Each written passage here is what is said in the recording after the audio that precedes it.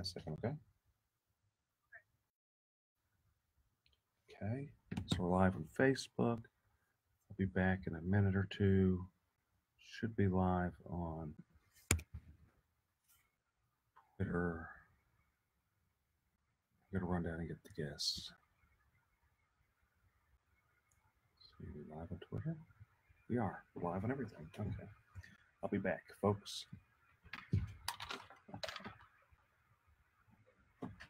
This most important thing here.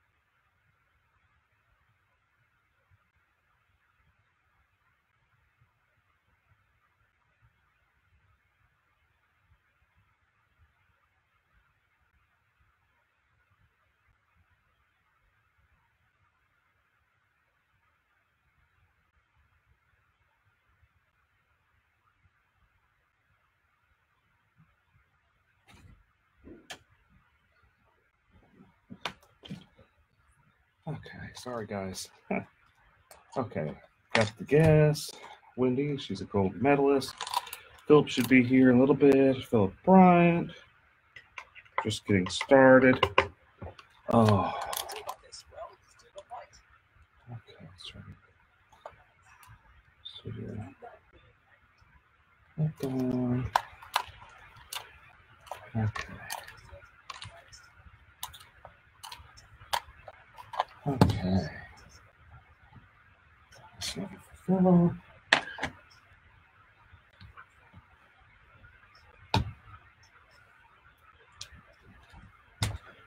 Okay.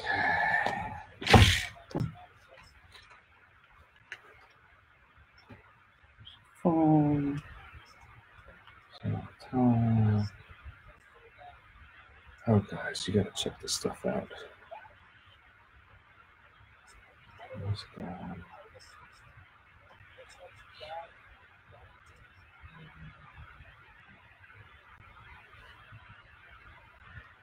Okay. Itchy beard. Oh.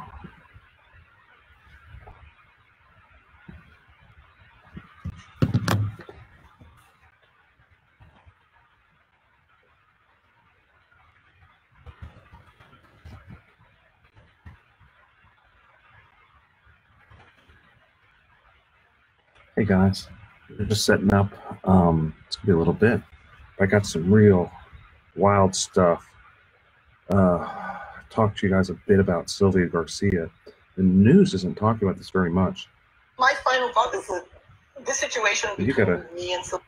see Final this. thought is So, that this situation between me and Sylvia Garcia, this was not an isolated incident like the Brett Kavanaugh, Christine Blasey Ford situation.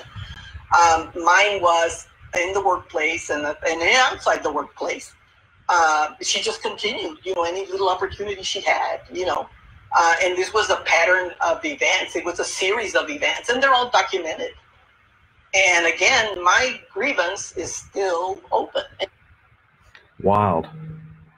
I gotta grab the other guest. I'll be right back, folks. Hey, Phil, you here? Okay.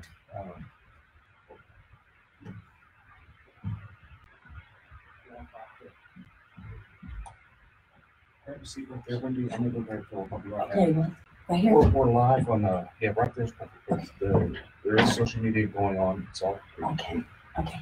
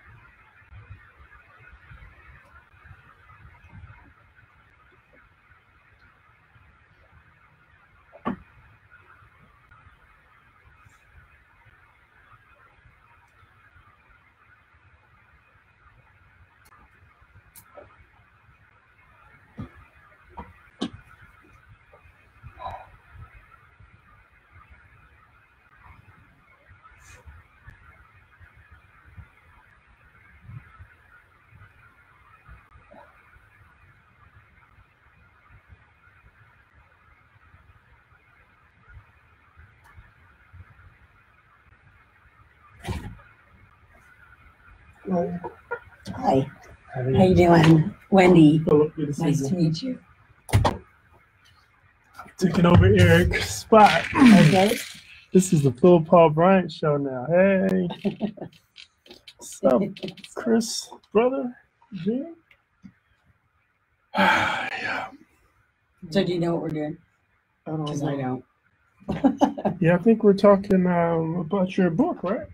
Nope, it's diving. Springboard and platform diving. Gotcha. Is that what your book is about? It's not. I don't have a book. Okay. It's I coach Gotcha. at Texas A&M University, Cool. and I coach a junior team, 18 and under, and then I help with the college teams. I was just keeping your seat warm. Cool. Tell everybody hi. It's on Twitch and Twitter and Periscope and every social media little thing you could think of. We're live there. Oh, even Tony Busby joined us, who announced he's running for mayor. Is that the next mayor? It very potentially is the next mayor.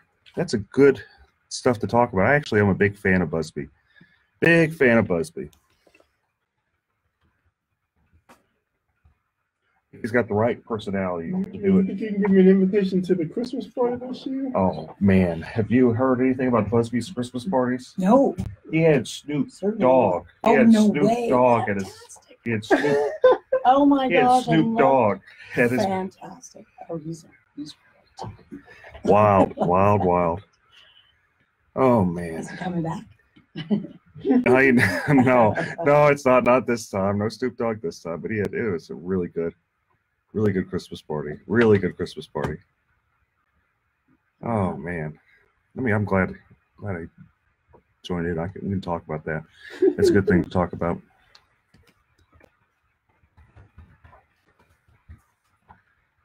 Okay. I got all the breakdown of the city of the Early voting? from the voting. I do have the breakdown. Got that a little bit. I got this video about Sylvia Garcia's, the woman that says Sylvia Garcia sexually molested her. Very fascinating. Have you seen this, Philip? Mm-mm. My final thought is that this situation between me and Sylvia Garcia, this was not an isolated incident like the Brett Kavanaugh, Christine Blasey Ford situation. Mine was in the workplace and outside the workplace. So she assaulted her? She just continued. It's, yeah, she's saying Sylvia Garcia sexually assaulted her. And this was a pattern of events. It was a series of events, and they're all documented. And again, my grievance is still open, and Sylvia Garcia still has not responded to sexual harassment. The sexual harassment that I wrote back on July 29th, July 29th, September 30th, whenever the grievances were filed, of 96. So the thing is with these allegations, And they're mine's pretty undocumented, wild. okay. So We'll go more into it on the show. They're very wild. It's saying that that basically what Sylvia Garcia did is while she was a municipal judge, she had a clerk. That woman there was working for her. This is like 30 years ago, and she went in and was asking her, "You want to see the rash of my leg?" The woman's like, "No, I don't really want to see the rash of your leg. I'm so. okay. I'm okay. I don't. Yeah. I'm not a doctor. I'm not Appreciate a doctor. Appreciate it. Yeah, I understand. Thanks or no thanks? Yeah, thanks, but no thanks. But then, lo and behold, she proceeds to take off her pants. And, that's crazy, and nothing's happened about it. And that woman's just really upset. She's made complaints. She did. That's right. Democratic system, man. A second opinion. So how's your bookstore going, Philip? It's going okay, man. It's going okay. Yeah, you know, cheap book, lots of variety. So Saturday we put a big book speaker out and start playing music and stuff like that. Attract additional people. Got little signs we put out. Headphones. There's also a headphone volume. Yeah, I think it's going to be headphone volumes here. Adjust it. Whenever you take it out, be sure to grab this part right here. Okay. I've lost about a dozen. I know. It's okay. It's okay. And we got our lovely engineer, our producer, Shannon. She's in another room. She'll be kind of telling us what to do as we start going live in about 6 minutes. What's your full name? Your full name? Wendy LaRue, LeRew. And it's Team A&M Diving. That's it. Yeah, it comes up diving, and another one comes Oh, up it does. Olympics. Okay. You're in the Olympics? Yeah, Really? Yeah. Oh, a that's couple pretty- of times. Yeah. Back in the 80s. Really?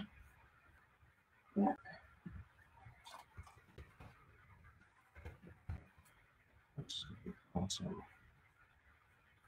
I really do appreciate you joining us, Wendy. Oh no, this is a great opportunity. I'd love to talk about my program a little bit. I'm trying to build it. Like I've been doing it for a while, but we have a little gap as far as how many kids. I've had a couple of kids in Olympic trials last year.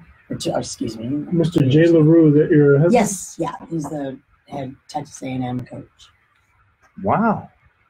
That's awesome. Yeah, he was a Texas- two-time Olympic coach. And the Texans are actually, they're doing something. We might go somewhere else. Yeah, you at Texas A&M, you mean? Oh, well, Yeah, he's Yeah. A&M. oh, he's A&M? Yeah, diving coach as well. Oh, cool. Yeah, not football. I coach the football. No, just kidding. I got y'all confused. Yeah, that's okay. Yeah, so we coach.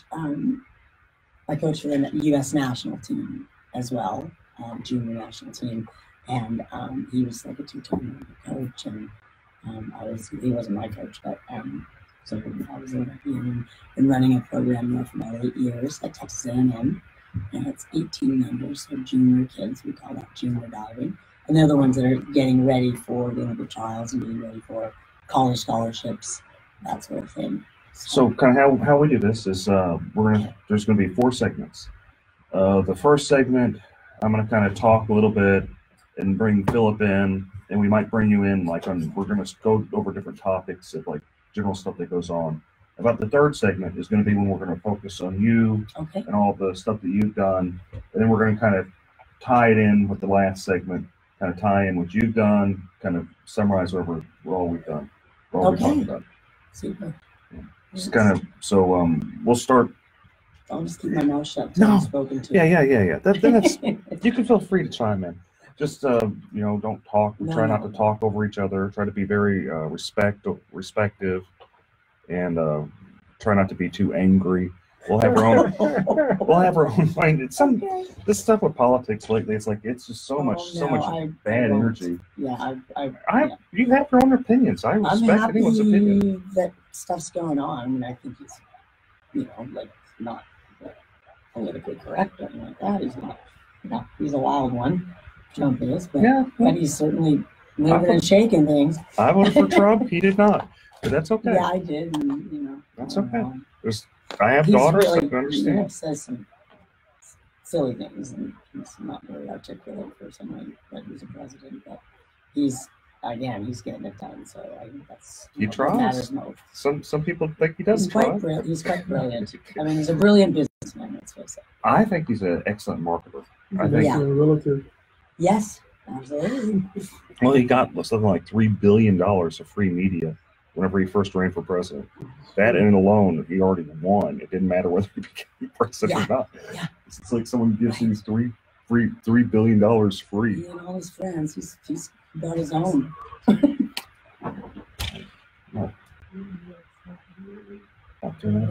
Hi, this is Eric Dick, and I think it's important that you know your rights. If your homeowner's insurance company has denied or underpaid your claim, you have the right to hire an attorney. You have the right to call me for free consultation at 833-7-RIGHTS. That's 833-7-RIGHTS. Don't let your homeowner's insurance company take advantage of you. Call me today at 833-7-RIGHTS. Has your homeowner's insurance claim been denied or underpaid? Call Dick Law Firm at 833-7-RIGHTS. Feeding Rocks. It should not be a crime to feed the homeless. Feeding Rocks. The Good Samaritan shouldn't be punished for acts of kindness. Feeding Rocks. Because it's more of a crime to turn your back on a starving person. Feeding Rocks. You shouldn't go to jail for sharing food. Feeding Rocks. You can't in good conscience let a hungry person starve. Feeding Rocks. Help us legalize charity. Go online and sign the petition. www.feeding.rocks. Feeding Rocks.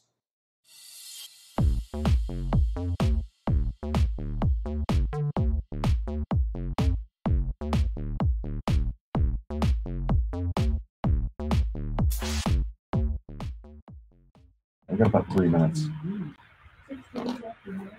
Okay. Yeah, I can hear you, Shane.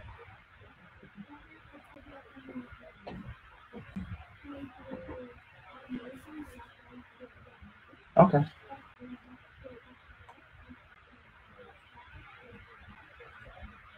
Cool. Thank you, Shannon. We're about to go. Another minute or so. Okay.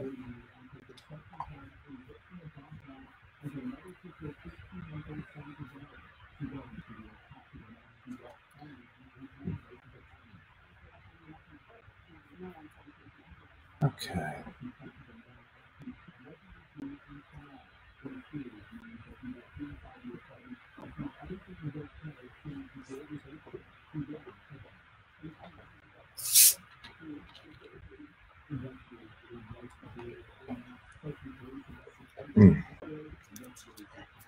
Doing the Topo Chico.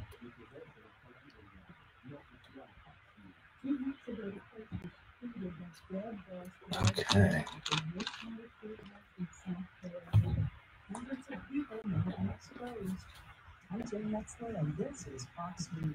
Okay, we're all going nice and strong. It's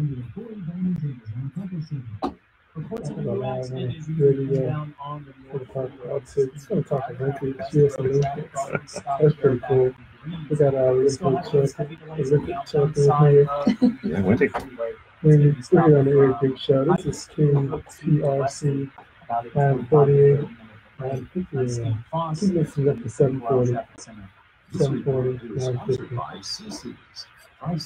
We're about to start, folks. Get ready. This is going to be a wild one. We got a lot of juicy stuff to talk about. We really do. Oh man. Yikes! It's gonna be a fiery hour, folks. So get ready. They're about to start. Just in a minute or so. I appreciate your comments. Oh yeah, we do have calls. Uh-oh.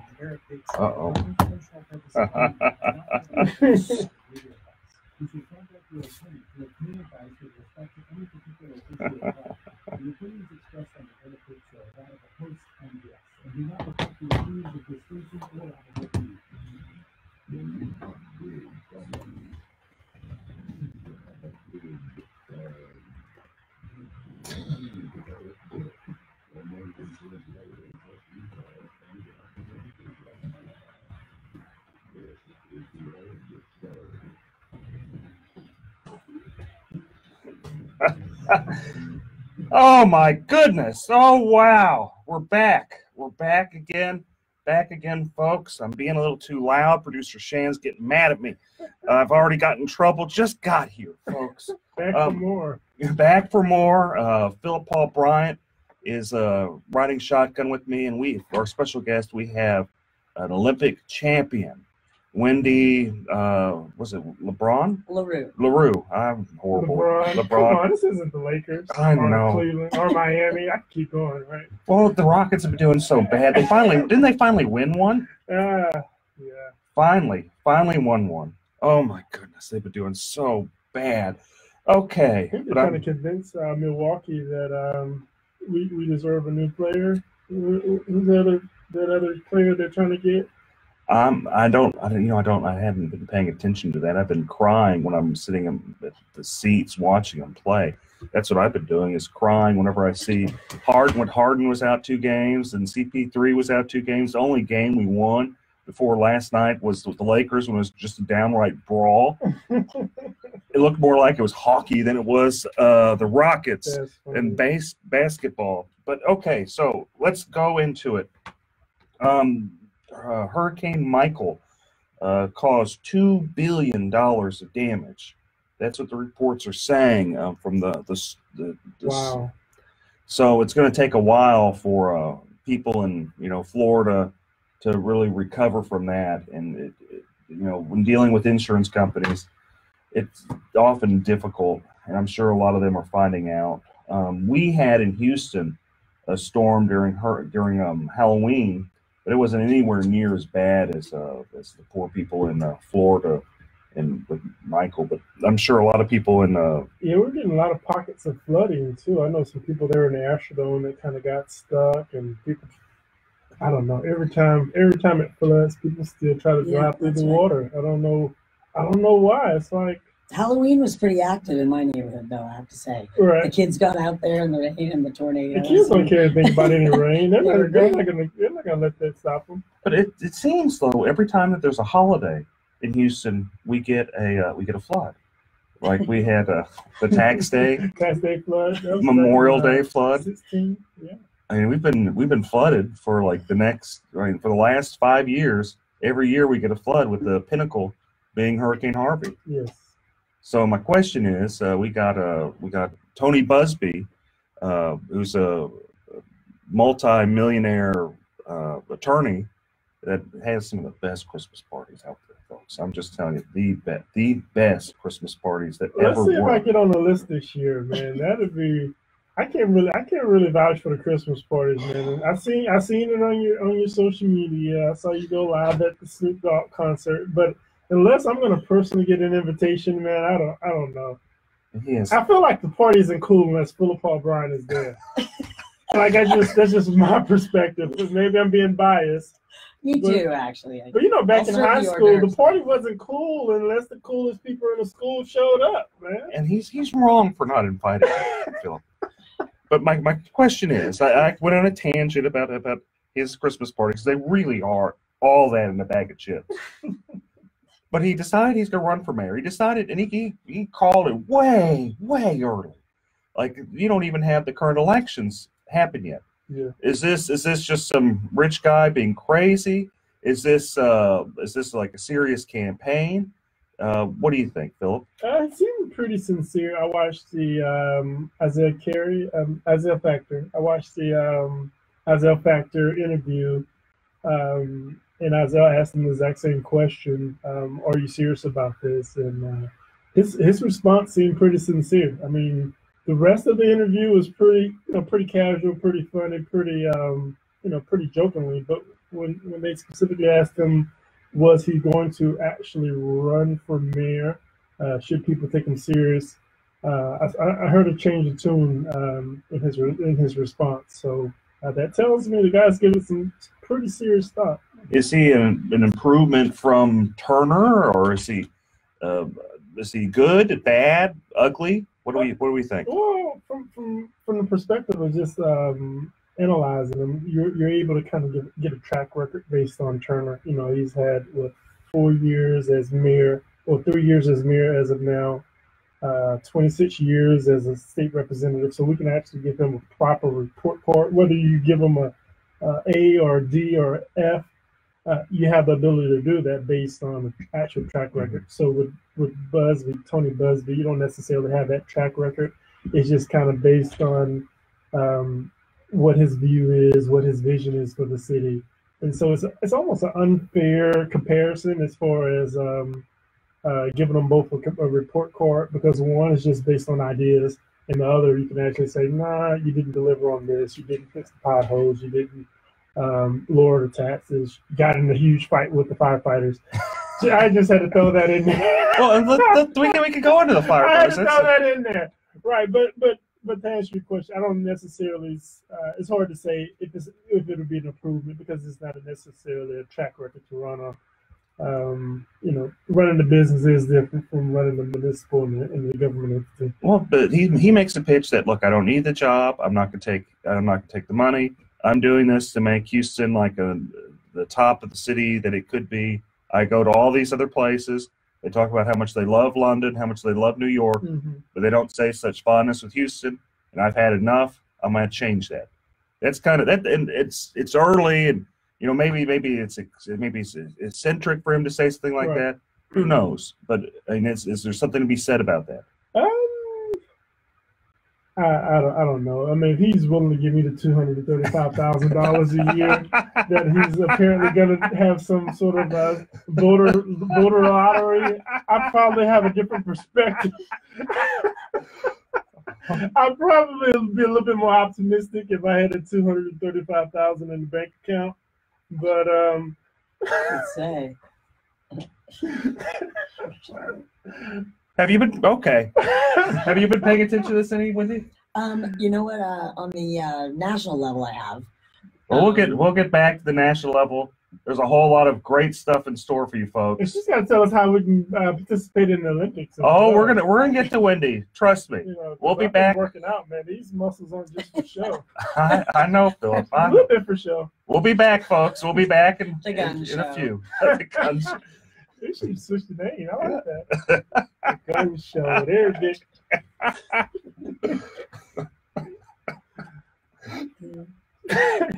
That's funny. It is. They do play Big Gun. That was their choice. The Big Gun, the gun show with Eric Dick. Okay. Oh boy. Yeah, it's like which way is What's the up, beach? Ronald, you still fixing messing up people's Apple computers? Oh boy.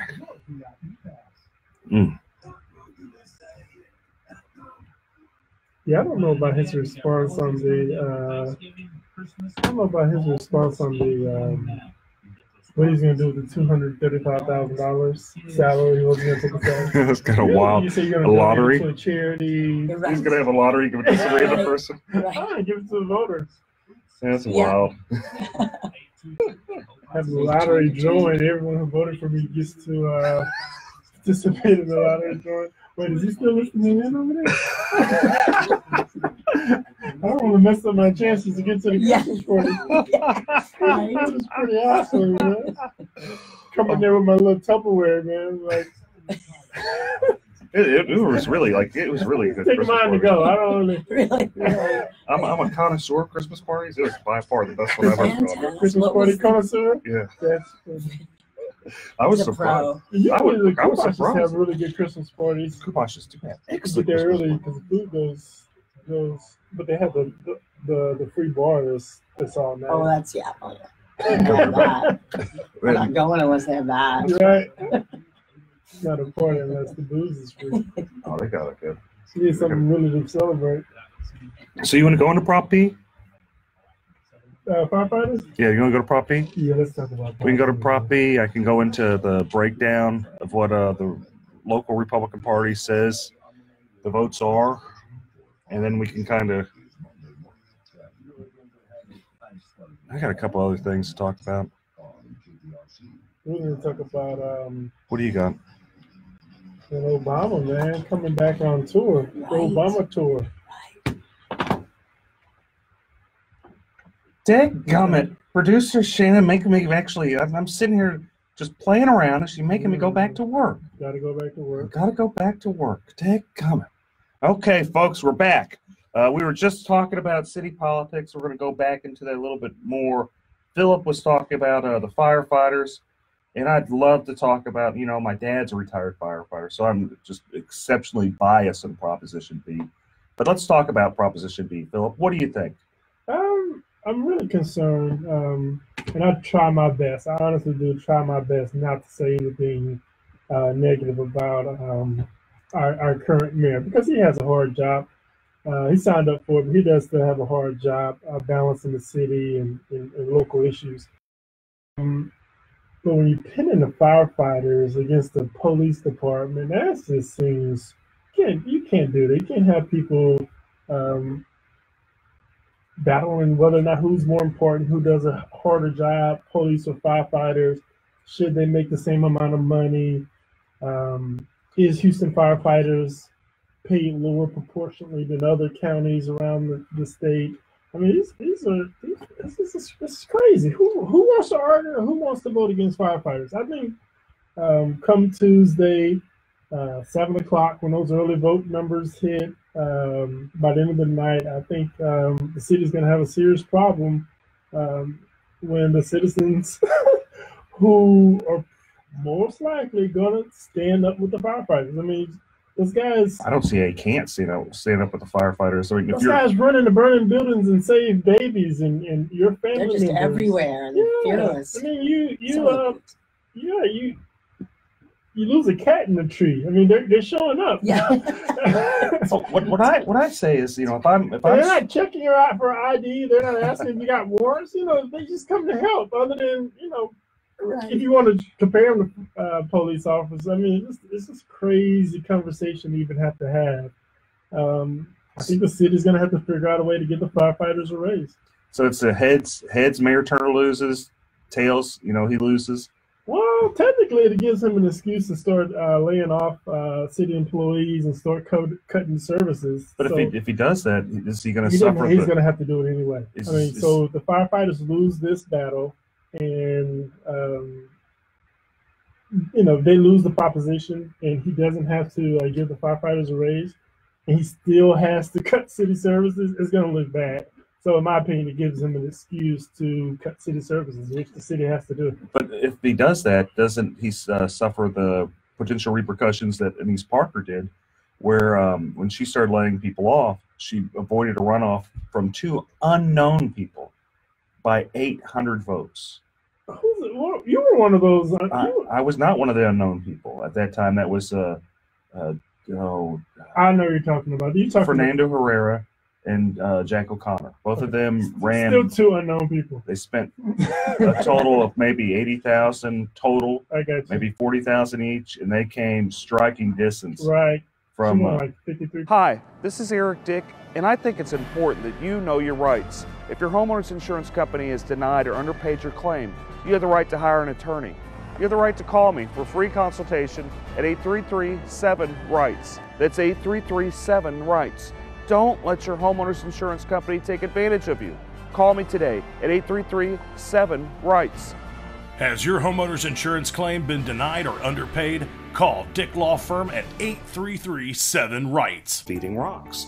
It should not be a crime to feed the homeless. Feeding rocks. A good Samaritan shouldn't be punished for acts of kindness. Feeding rocks, because it's more of a crime to turn your back on a starving person. Feeding rocks, you shouldn't go to jail for sharing food. Feeding rocks, you can't in good conscience let a hungry person starve. Feeding rocks, help us legalize charity. Go online and sign the petition. www.feeding.rocks. Feeding rocks.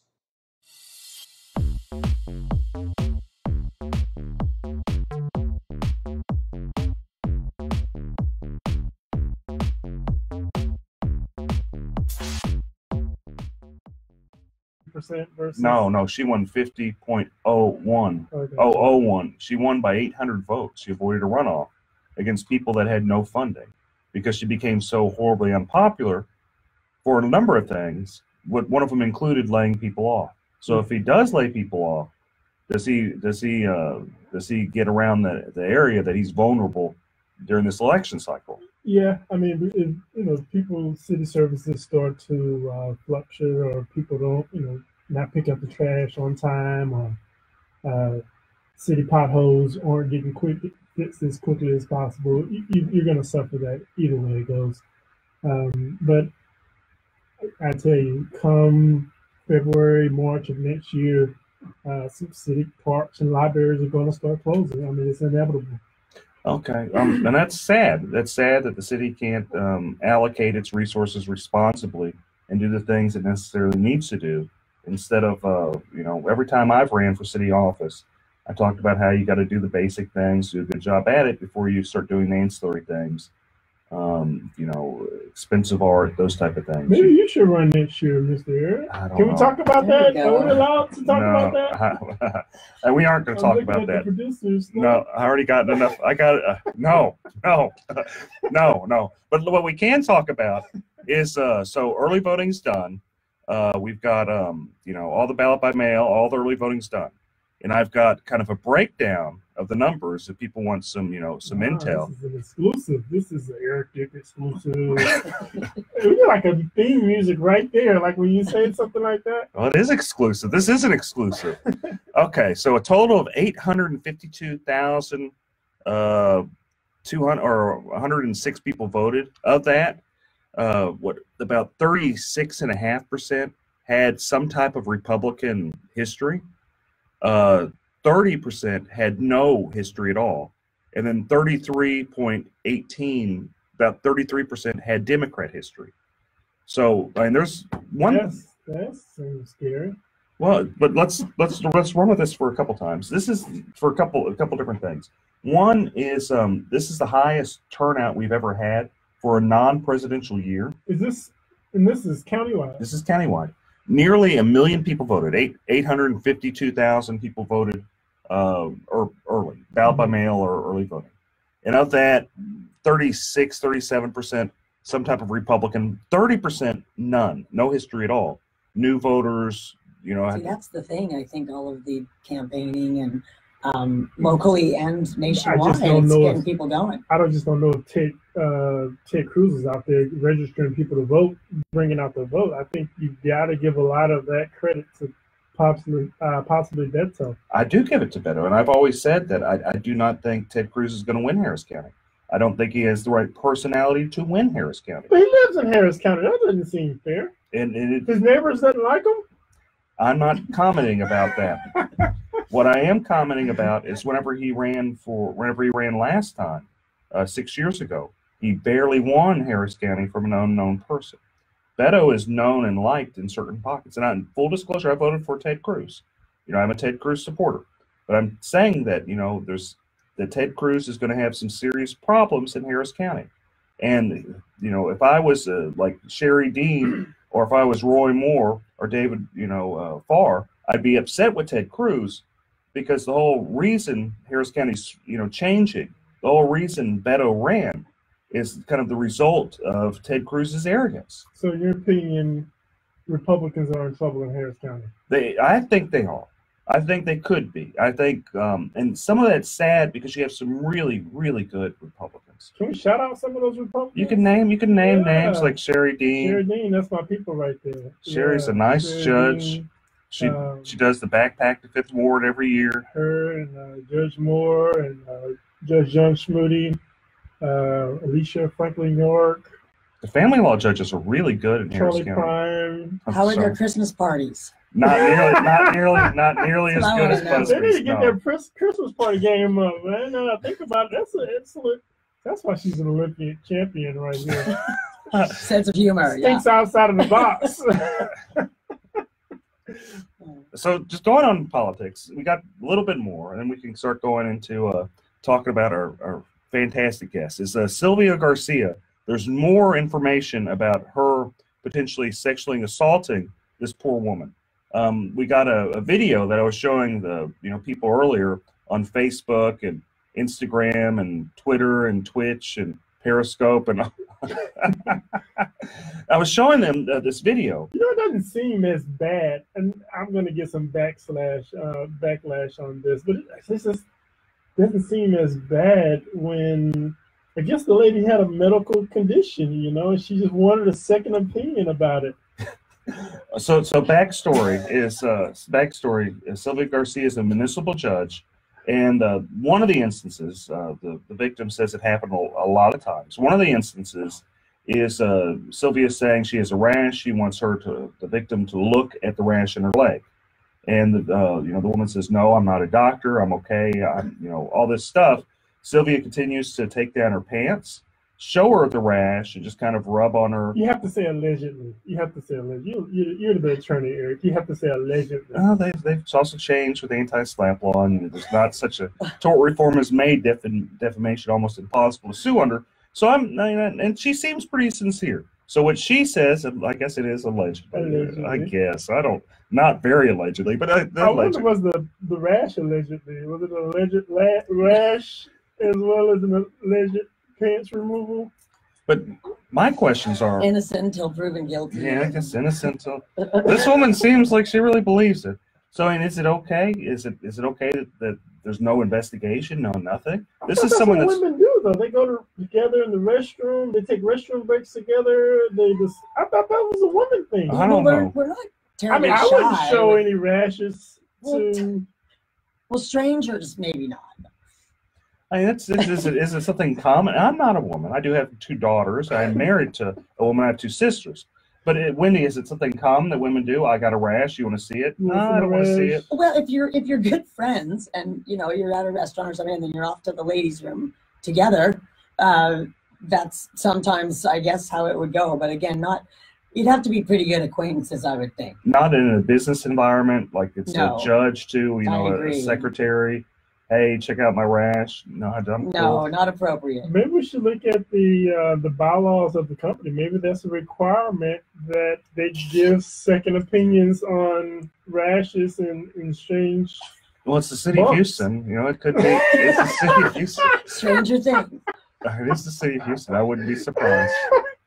I would not be surprised at all. It's the city of Houston. Okay, so another thing that's going on is there's Erin Swanson. She's been running for a judge. She ousted an incumbent on the Republican side. Oh my goodness! A horribly biased, corrupt judge, Teresa Chang, who was there maybe 10 years, and she's very experienced. She spent a large amount of money trying to fend off Erin Swanson, who did actually beat her in the primary. This is a gal. She's young. She's 32. She about 5 years of experience, just barely able to run. But there's still some resentment from the corrupt judge, and she's managed to prevent Swanson from getting some of the traditionally Republican endorsements. Now, I find what's interesting is, it's more the business community. Why did they refuse to endorse, Erin Swanson, who's young, who's 32, compared to some of the other people? And I'm wondering, is this sexism? Is this just straight up these business communities? And if she was a man, would they endorse her? Because they endorsed other people that were very young. Jay Carahan, his opponent, who won, they endorsed him, and he's a young guy. He's a great guy. I'm not dissing him. Dan Simon. So Dan Simon was endorsed by some of these organizations, but not Erin Swanson. So my question is, if Erin Swanson was a man, would these organizations endorse her? What do you think? I think you have to say alleged corrupt judge. Okay, alleged corrupt judge. Yeah, I'm gonna take your legal advice. I'm sorry, alleged corrupt judge. Yes. It sounds better anyway, too. He just gives it a longer name. But I don't know. I definitely think that. So did those organizations do a no endorsement? No, they endorsed the Democrat. And what's wild is Harris County Republican Party is touting these organizations, and they're saying these are good Republican organizations, which not really. They're endorsing Democrats. I don't see, and there's some serious problems with the local party. Can we call some of these organizations out, or is that? Yeah, you can call them out all day long. I mean, people have a right to know. Sure, like Texans for Lawsuit Reform, but they're a big business corrupt organization. C Club, that big group. C Club. Texans for Lawsuit Reform bribes people all the time. Oh, well, they do. Alleged bribe. Alleged bribe. They give money and they ask. Okay, folks, we're gonna be back. Take an alleged break. Break. Shannon's gonna allegedly hit me, so we'll be back, folks. Okay, we'll go into you next. Okay. I just try to. I hope I'm okay because I don't know that much about politics. I really don't like the national stuff, sort of. But anyway, I hope I'm not talking. No, we're having a great time. We're just talking smack. That's all we're doing is talking smack, giving stuff people to talk about. You guys are so knowledgeable. You take a shot at Texas for lawsuit reform every show, don't you? Oh well, I do. They take shots at me. It's only fair.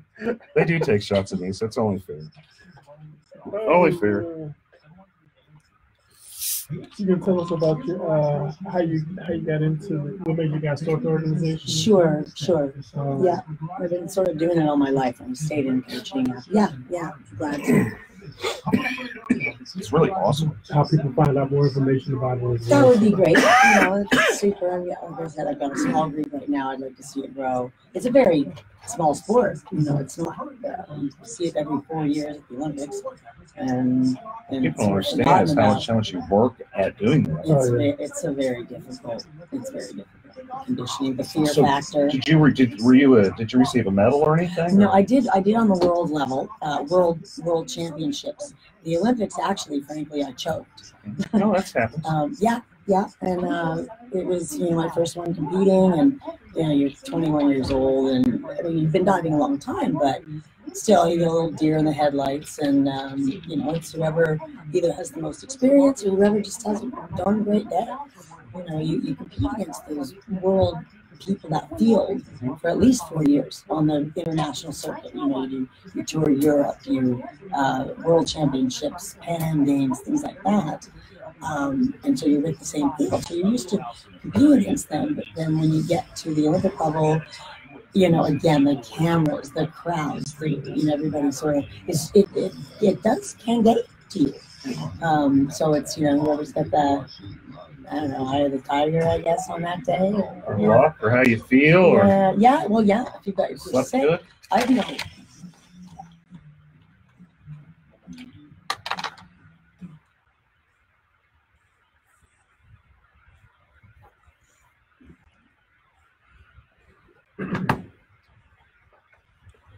All right, we're at the third segment, the final lap around for the Eric Dick Show. We've got a great guest, Wendy. She is just a great athlete. She is a world champion?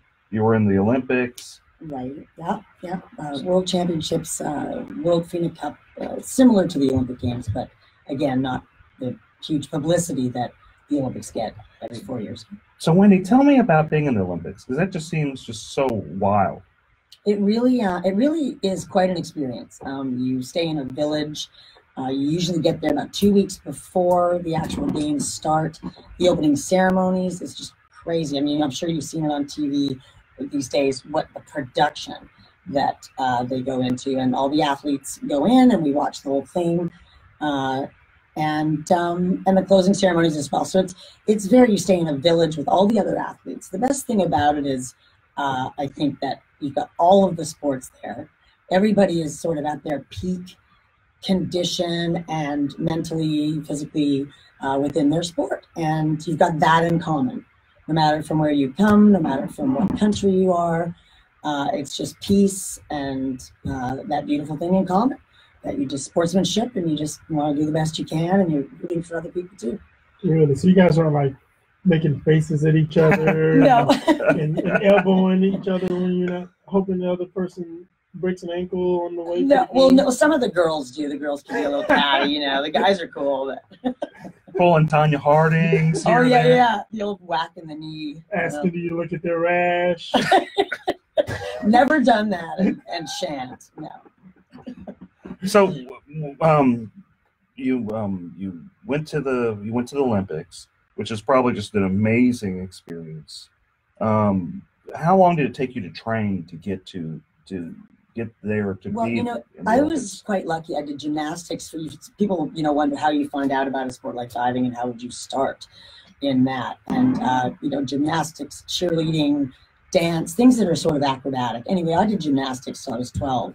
So when I came on into diving, I made the Olympic team when I was 14. So only 2 years of training and diving after all the experience in gymnastics, the changeover was quite simple for me, and I was very lucky, and made the team as a 14-year-old. Now, that was the year 1980. Boy, am I dating myself. Oof. 80s were good years. Well, there you go. Thank you. But it was the year that Jimmy Carter boycotted the Olympics. Oh. So that was the year we didn't get to go. Oh. And that was all right, you know, and my sister and I made it together. She was 13. But, She was a you know, diver as well? Yes, yeah. But we had another, 8 years left. Hi, this is Eric Dick, and I think it's important that you know your rights. If your homeowner's insurance company has denied or underpaid your claim, you have the right to hire an attorney. You have the right to call me for a free consultation at 833-7-RIGHTS. That's 833-7-RIGHTS. Don't let your homeowner's insurance company take advantage of you. Call me today at 833-7-RIGHTS. Has your homeowner's insurance claim been denied or underpaid? Call Dick Law Firm at 833-7-RIGHTS. Feeding Rocks. It should not be a crime to feed the homeless. Feeding Rocks. A good Samaritan shouldn't be punished for acts of kindness. Feeding Rocks. Because it's more of a crime to turn your back on a starving person. Feeding Rocks. You shouldn't go to jail for sharing food. Feeding Rocks. You can't in good conscience let a hungry person starve. Feeding Rocks. Help us legalize charity. Go online and sign the petition. www.feeding.rocks. Feeding Rocks.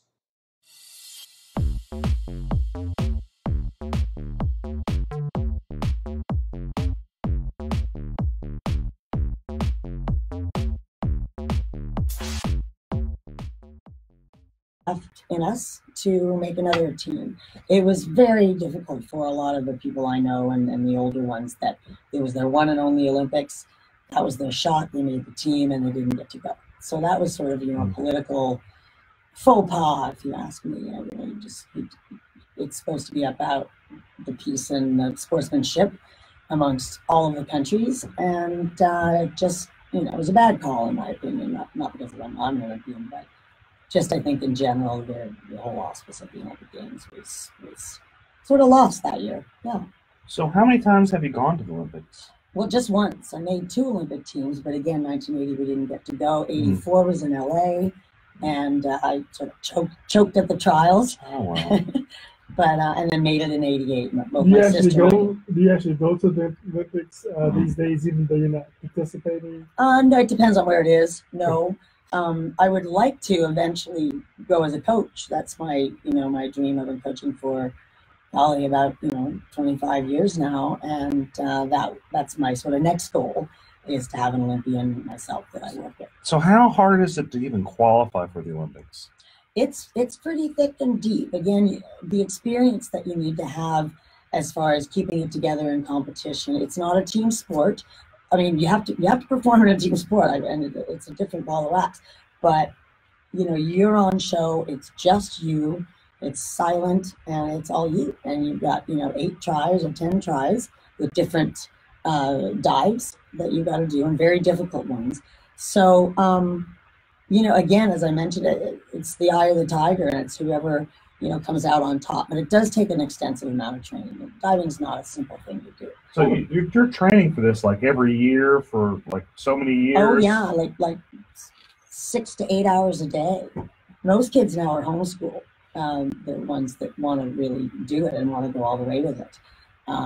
You've got other countries like the Chinese, and they just train all day long. And then in order for Americans to compete against that, you've got to put the hours in as a kid.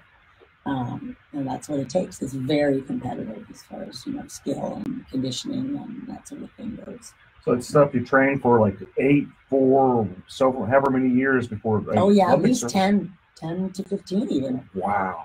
It's a big commitment. Yeah. It's not necessarily for everybody, but yeah. So now you're kind of transitioning. You did that when you're younger. You're transitioning to what you're teaching, you're coaching for, diving coach. Is that what you're doing? Yes. Yep. Springboard and platform diving, and I actually coach at Texas A&M University. So does my husband. Actually, he's a 2-time Olympic coach, Jay LaRue, and I'm doing the 18 members. So what I'm doing is I'm sort of molding future champions. Some of those 18-year-olds can make the Olympic team now, and stranger things, it's happened. Usually the more, after college age, the 25-year-olds to 30 even can be a lot of people's peak physically and mentally. It takes a lot of experience to go in there and keep it together and score the points you need on those difficult dives to stay in the pack. If people want to find out more about what you're doing, how do they reach you? Well, it's actually WLEREW. That's my name, Wendy LaRue, at AOL.com. Oh my goodness. There we go, the age thing again. Oh my goodness. Does AOL still exist anymore? It does. We were big during dial-up. I was really cool back in the day with the dial-up thing. Wow. So they email you, Wendy. Yes, that's the best way, and or Facebook. I have you sort of have to ask to be friends, which is fine. And again, it's Wendy LaRue, LEREW. Yeah, and then you have one of those dial-up phone things where you kind of. Yes, I do have a rotary phone. Wait for it to roll back. Absolutely. Wow. Yeah. Those are pretty rare. They probably could be sold for a mint. Yeah, antiques for sure. I don't know if you could get some of those in the bookstore. You probably do have some of those in your bookstore. Don't you have any of those in your bookstore? I don't have any of those. Well, I can rent you one of mine. Just Wendy LaRue here. Maybe get myself a Hotmail address as well. Yeah, there you go. There you go. Oh my goodness. Was that the second one after AOL? Probably the SBC Global. Oh yeah, that one. So I'm just so amazed by the dedication you spent, like getting to the Olympics. I know you were in your early 20s whenever you went to the Olympics. Yeah, about 21.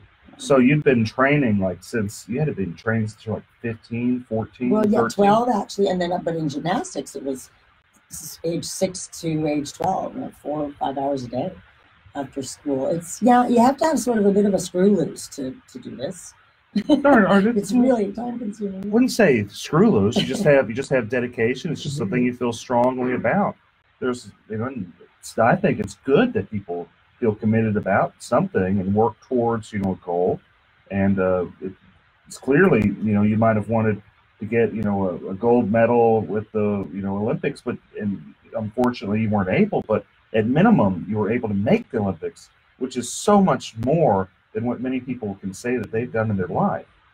So, and it's just so amazing that you actually got to have that experience, Well, thank you, Eric. It was an experience. The whole ride, the great friends I've made, and in the coaching ranks, a lot of them have gone into coaching after their experience as divers. And we see each other on the world all the time. We see each other at the pool, coaching for different countries. What's the deepest water you ever dived in? Well, what you do is the tallest platform that we go off of and do multiple somersaults is 33 feet. So that's 3 stories. And you're required to have 17 feet of water to do that because you hit at 30 miles an hour You hit the water head first, so you take a lot of impact in your upper body. That's probably why I can't turn my head anymore. Vertebrae are all fused together. But it's quite the the experience, and the impacts off 10 meter are difficult. Now they have high diving, cliff diving now, which is 90 feet for the men. Oh, that's wild. And 60 feet for the women, and that's a big thing too. The Red Bull World Series Tour. Have you done anything with the cliff diving? Actually, I coach a very, very good girl. She actually holds the record. She's brand new. She went to Texas A&M University, and her name is Jessie McCauley, and she's on her way to compete in the World High Diving Championships actually next week. That's exciting. Yeah, and she's good, and she holds the world record for the highest scoring dive, the most difficult dive for a woman, and the highest scoring one. She had straight 9s from the judges, and so proud to say that I've sort of broken in the high diving ranks, and hopefully that'll be in the Olympics someday soon. How young do you go as far as coaching? How young as a coach? Well, while you're a diver, a lot of times you start coaching. How young will you go? 12-year-old, a teen? Oh, excuse me. We start them at 6. Wow. And go to at least 18 to 25. Yep. Well, that's great, Wendy. We're going to take a quick break, and we're going to be back for the final segment. Thanks, guys. Thank you. Thank you very much. That's fascinating. Hey, is it true what they say with the water? Like, it's almost like diving into concrete unless you do it right. That's real? Yes. You hit at 30 miles an hour. And if you're not going straight in, you're going like that, you get impacted, you get smacked around. Like, honestly, my back and neck hurt.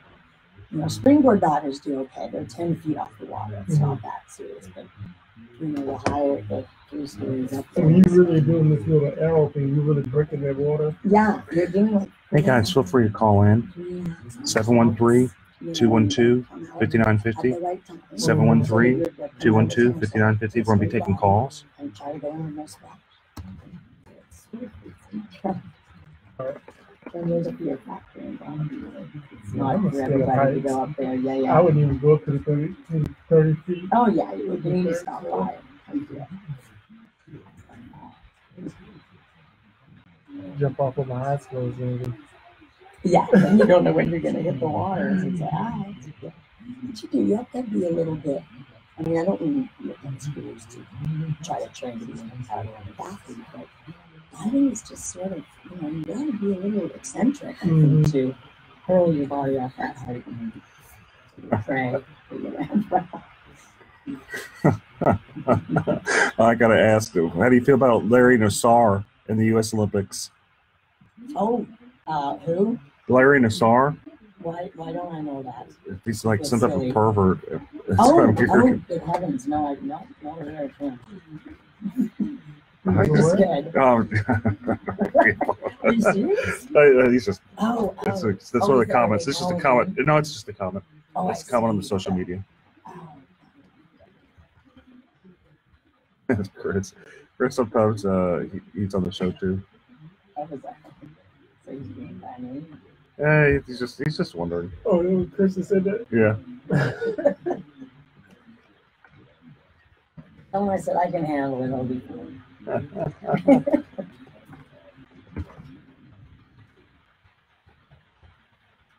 Yeah.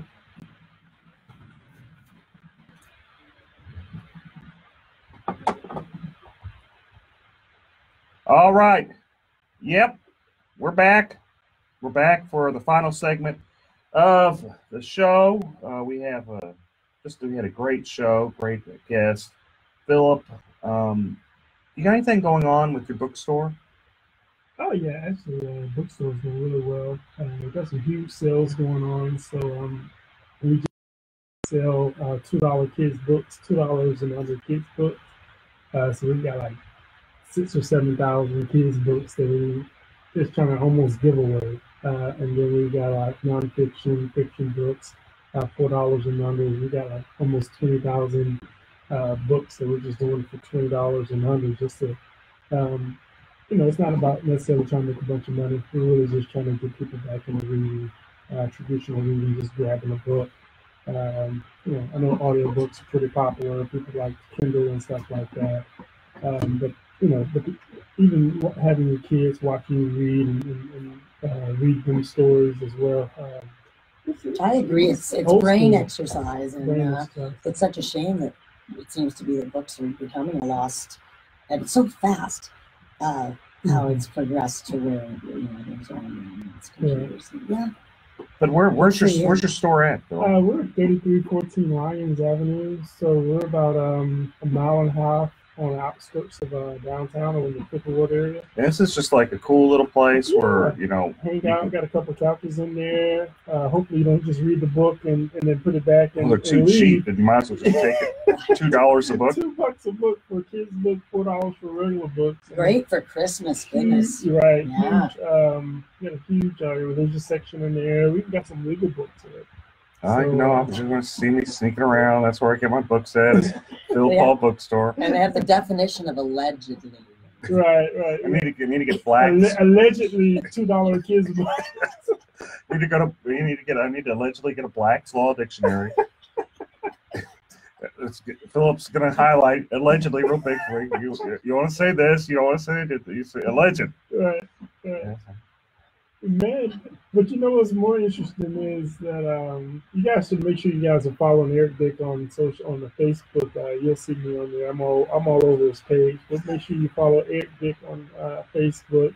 But on my page yesterday, I don't know, Eric, if you checked it out or not, but I put 2 different Obama speeches on there. He was in Florida campaigning for Andrew Gillum, and then he was in what was the other state? Okay, Alabama. I'm not sure. I watched the Florida one though. Yeah. So Eric, if you need me to, I can tag those to your page. That's all right. That's all right. You're gonna go at it. Tag those to your page, man. I'm cool. I appreciate it, but I'm cool. I'm good. You may lose a couple of followers, but and then maybe a couple brain cells too. Too late. Alleged brain cells. So what do you think of the, if we're going to talk politics, since that seems like what you want to do, what do you think of the Beto versus Ted Cruz? Let's go on that. Man, I like Ted Cruz. I met him several times. Beto seems to be pretty sincere. I actually had some serious concerns about the DWI and the fleeing scene. Once I did get past that, just looking at the issues, just as a conservative Democrat, I'm a registered Democrat, precinct chair. If the Democratic Harris County Democratic Party is listening, I did say that I'm a Democrat. You also said you were watching Obama, so I think they got that figured out. They call me in the meetings every so often when I endorse people like Sherry Dean and Roy Moore. They have a sit down with me at least once a year. And yell at you. What are you doing? Yeah, I had to read the oath again. But, allegedly. The alleged oath. But the cool thing about someone like a Ted Cruz, you don't have to worry about restroom issues, LGBT stuff creeping up into the schools and into the public life. And so that is one thing. That is one thing that you kind of do have some assurances about. Taxes. You got to pay taxes. They're going to build roads. They're going to have to fund the schools and stuff like that. So taxes isn't that big a deal. I'm a tax guy, so I know how to get around it if they try to tax me too much. But with Beto, even though he does have some good ideas, I do think teachers should be paid a fair amount. I think it's just what's more important to the individual voter. I think there's a lot of excitement out. Every year they say this is the most important election of your lifetime, and every year we go for it. But we'll see what happens. We'll see if the actual voters show up, not just in Harris County. Texas is a lot bigger than Harris County. It is very. Hi, this is Eric Dick, and I think it's important that you know your rights. If your homeowner's insurance company has denied or underpaid your claim, you have the right to hire an attorney. You have the right to call me for a free consultation at 833-7-RIGHTS. That's 833-7-RIGHTS. Don't let your homeowner's insurance company take advantage of you. Call me today at 833-7-RIGHTS. Has your homeowner's insurance claim been denied or underpaid? Call Dick Law Firm at 833-7-RIGHTS. Feeding rocks. It should not be a crime to feed the homeless. Feeding rocks. A good Samaritan shouldn't be punished for acts of kindness. Feeding rocks. Because it's more of a crime to turn your back on a starving person. Feeding rocks. You shouldn't go to jail for sharing food. Feeding rocks. You can't in good conscience let a hungry person starve. Feeding rocks. Help us legalize charity. Go online and sign the petition. www.feeding.rocks. Feeding Rocks.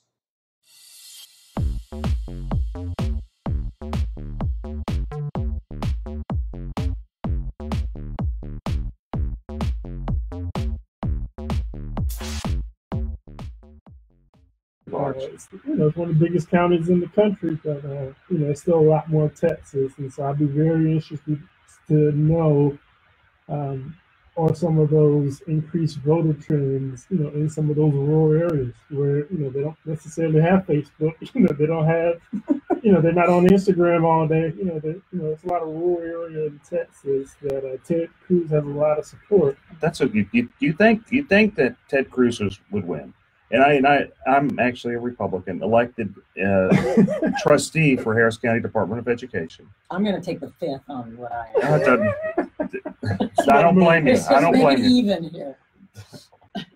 But just, my response only is that, I think Ted Cruz shouldn't lose. But if he does, then, why did he lose would be the question. And my fear is just that he has not been as personable as he should have been. And I think another race to watch is Ken Paxton's race. That's another race where I don't know why. Wait, so Ken Paxton isn't in jail? He's not in jail. They're all alleged crimes that he allegedly committed. And they aren't like Tom DeLay crimes, and I know Tom's actually a really great guy. They aren't like the Tom DeLay crimes, which got dismissed, or the Rick Perry crimes that got dismissed. Oh, I like Rick Perry. I do like Rick Perry, too. That's my guy right there. Yeah, well, you better deny that because you're a Democrat precinct chair. That's not his guy. It's his alleged guy. That's my alleged guy. I like everybody. But okay, so and you don't FCC violations. That's what it was, right? FCC. SEC. It was him. So for Ken Paxton, it was he was getting commissions whenever he wasn't licensed, and that's a little bit different than the Rick Perry thing. That's not that big a deal. It's not BWI. But it's kind of worse. Sort of a big deal. No. I don't know. But so is it? That race is one. I thought it was some insider trader stuff that he was involved with. It's that too. Oh. Allegedly. Allegedly, that too. Yeah. But it's about 3 counts. This case the case has been going on a long time, and I don't know, man. I think he's the most vulnerable out of them all. I really do, and maybe it's just me being an outsider looking in. But I think my fear is, and of course I didn't vote for George Bush either. I couldn't vote for George Bush. I can't. All Bushes aren't bad. How did you? I'm not. Did you allegedly support George Bush? You like allegedly? No comment. My family was bought in the Alamo. I can't support him. He wants to get rid of the Alamo. I wonder how can I tell my how can I go to Christmas with my family and say, oh yeah, I support George Bush. Well, aren't you a Darce? Actually, aren't you? Tell me an awesome Christmas party as well. We want to be quiet. We want to be quiet about that. No. Shh. We don't have Christmas. We don't know what Christmas is. And there's no allegedly Tony Busby party. No. Pretty awesome. Okay. Got Tim on the grill. Yeah, Tim does a good job. Him down at Phil Paul's Barbecue. What's going on with your barbecue restaurant? And we're opening up on the 16th of this month. So November 16th. We're going to come talk about it. Maybe even get a couple of sponsorship plugs in between some of those Dick commercials. Eric, that's Eric, Dick. Okay. Can't you say your name by itself? I got you. Okay, I'm trying to keep a straight face here, folks. Trying to keep a straight face. Okay. Okay, so a couple other things I had kind of here to talk about. Texas windstorm, I'm a homeowner's insurance attorney. If people are having problems with their insurance involving property disputes, they're welcome to go to my website, www.dicklawfirm.com. You can add me on Twitter @DickLawFirm, Instagram @DickLawFirm, Facebook @EricBDick, or just any other social media. I'm on probably them all, and I do post these videos of us being here at AM 950 on all those social media. I just saying that as a little of background, people where they can connect with me. Just reminding people that I am a homeowner's insurance attorney. If they're having problems with the storms from Halloween, feel free to call me. I do free consultations or represent people on contingency fee. But anyway, now that I got my shameless plug with me, so there were some problems with Texas windstorm. They requested a hike for liability limits, basically to increase their liability, and it was denied. And we're gonna have to talk about that next week, folks. Can we talk about city elections next week as well? Oh, we're gonna talk about a lot of stuff next week. If you guys want to get alleged Bill King supporter, allegedly. Okay, folks, thank you guys so much. Thank you for tuning in. I'll see you next week. I really appreciate it. Thank you, producer Shannon, as always, for doing a great job. Wendy, I really appreciate you being here, and Philip Albright. Shout out to Chris Carmona, who's having a great time, probably in China. China. You gotta say like China. Donald Trump says. China. China. Thanks, folks. Next week. China? Okay. Okay. So we're going to end. Thanks, you guys, for tuning in. See y'all next week. You have a great day. Hi, this is Eric Dick, and I think it's important that you know your rights. If your homeowner's insurance company has denied or underpaid your claim, you have the right to hire an attorney. You have the right to call me for a free consultation at 833-7-RIGHTS. That's 833-7-RIGHTS. Don't let your homeowner's insurance company take advantage of you. Call me today at 833-7-RIGHTS. Has your homeowner's insurance claim been denied or underpaid? Call Dick Law Firm at 833-7-RIGHTS. Feeding rocks. It should not be a crime to feed the homeless. Feeding rocks. A good Samaritan shouldn't be punished for acts of kindness. Feeding rocks. Because it's more of a crime to turn your back on a starving person. Feeding rocks. You shouldn't go to jail for sharing food. Feeding rocks. You can't in good conscience let a hungry person starve. Feeding rocks. Help us legalize charity. Go online and sign the petition. www.feeding.rocks. Feeding rocks.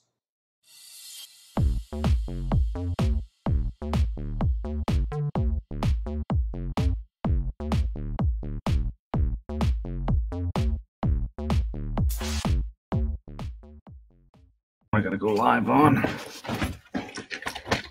Okay. Hey, folks. Starting another show. Dude, Message me. What do you got? the Rockets, why did they lose so bad last time, man? Dude, they made Montrezl Harrell look like an all-star. I mean, he was good when he played here, but he wasn't an all-star. This dude had a career night, 30 points. The Rockets. And we go from being ranked number 1 to like the worst team that exists. I think we're down to like rank number 16, 17 right now. Jeez. I mean, it looks like, or at least Carmelo Anthony can play. That's Dude, the only I'm one that telling can. everybody that. That's the only one that can play as Carmelo. He's trying to redeem himself. He He's likes playing with Chris Paul. He really does. It's his best friend. Oh, well, it'd be nice if Chris Paul played or anybody else. But Carmelo made some good points. Carmelo made 27 points last night. He did a good job. Hitting from the 3. Eric Gordon, did he show up or he was still asleep? He's asleep. All of them was asleep. But Carmelo Anthony did a pretty good job. No, I don't know, man. We'll see if the Rockets learn how to play again. Yeah, they're trying to get Butler. They're putting in everything they can to get Butler. Rockets. I don't even know if it Sports in matters. general, I've been working family time, the same time of work. I had no time for it. Yeah, this guy. We don't even watch Ninja Warrior stuff most of the time. It was a Monday nights. Monday nights in USA, or it used to be. Now that's Monday Night Raw now. When does Come on. And if we do catch up, we're usually watching for the Houston folks, people we've met and trained with. Yeah. My daughter loves going, oh, look, there's Allison. Allison Templewine's one that's been a few times. Or, oh, look, there's Daniel. Daniel Gill's one of the biggest names in the sport right now. He trains at that gym. Okay. It's kind of hard to miss with his pretty boy hair. Well, him and his wife have the same hair. It's amazing. From the back, they look almost identical. He's a little bit taller, but not much. Be glad he got hair. At this point in my life, I'd just be glad if I had some. Me too. It fell down in my bag. I didn't have that in my youth, but now I do, so I know what it is. Oh, well. I still got it, just not where I want it. I don't have. I mean, it's gone. Mine's gone. I started losing my hair in my early 20s. So I was at a CVS going to law school. And I looked, I'm like, man, that guy sure is going bald. And I move, I'm like, oh, dang, that's me. Yes. That mirror up here like this to watch for shopping. And we can see the back. Man, that guy sure ain't got no hair. I move a little bit, I'm like, oh. I'm glad that's not me. And it's only gotten worse and worse. And he gets some of the shoe polish just kind of put back there. So. The hairspray? Tattoo your head with black so it always looks like you have some on there. Might as well at this point. Man, I don't know, it's starting to hurt on the top. It's thinning out. No, yours is fine. It's because I comb it this way, you can't really tell. But if I go back, you just see nothing but scalp. I'm in Japan coming out of the what's that thing called? One of our stores. Not really commissary though, because commissary is usually food. But it was a store on the outpost on the base. It was on Japan, Yokosuka. And I'm walking down the steps, and all of a sudden, all I hear is, "Oh my God, Bo, you're going bald!" There's a guy behind me. He was an AO. His name was Jason. And shouted out for everybody here. And I didn't think much of it. Of course, that night I checked it, and he was right. Big old goose egg right back here. I just never noticed. Well, that's a good thing. That's the good thing is you don't. If it's in the back, you just don't see it. It don't bother you as bad because it's in the back. So at that point, I just started shaving it. I embraced it. I'm not far behind you. It's easier. When I wake up, I have to brush my beard, but not my head. Well, then it transitioned from up top to down low. Yeah, up top to the sides. It's a different brush, sure. Getting older is not for the weak.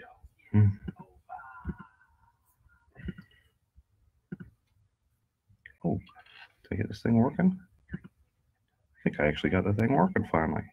I forgot how to do it. Now I just remembered. I got it all on the. I got it on the Twitter going. I'll do some wild stuff. I got the Twitter going. I do got the Twitter going. Yay! We're on Twitter. We're on Twitter and Twitch and Periscope and all of them. It's funny, you could be pulling my leg and I wouldn't know or not. I've heard of Twitter, but I'm not very technological savvy. I'm all part of it, Jason.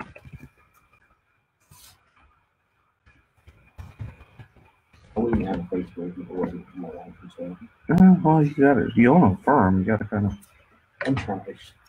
What is it, about 6 minutes out? Yeah. 5 minutes? Okay, I don't want to. You know, I'm bad at knowing stuff.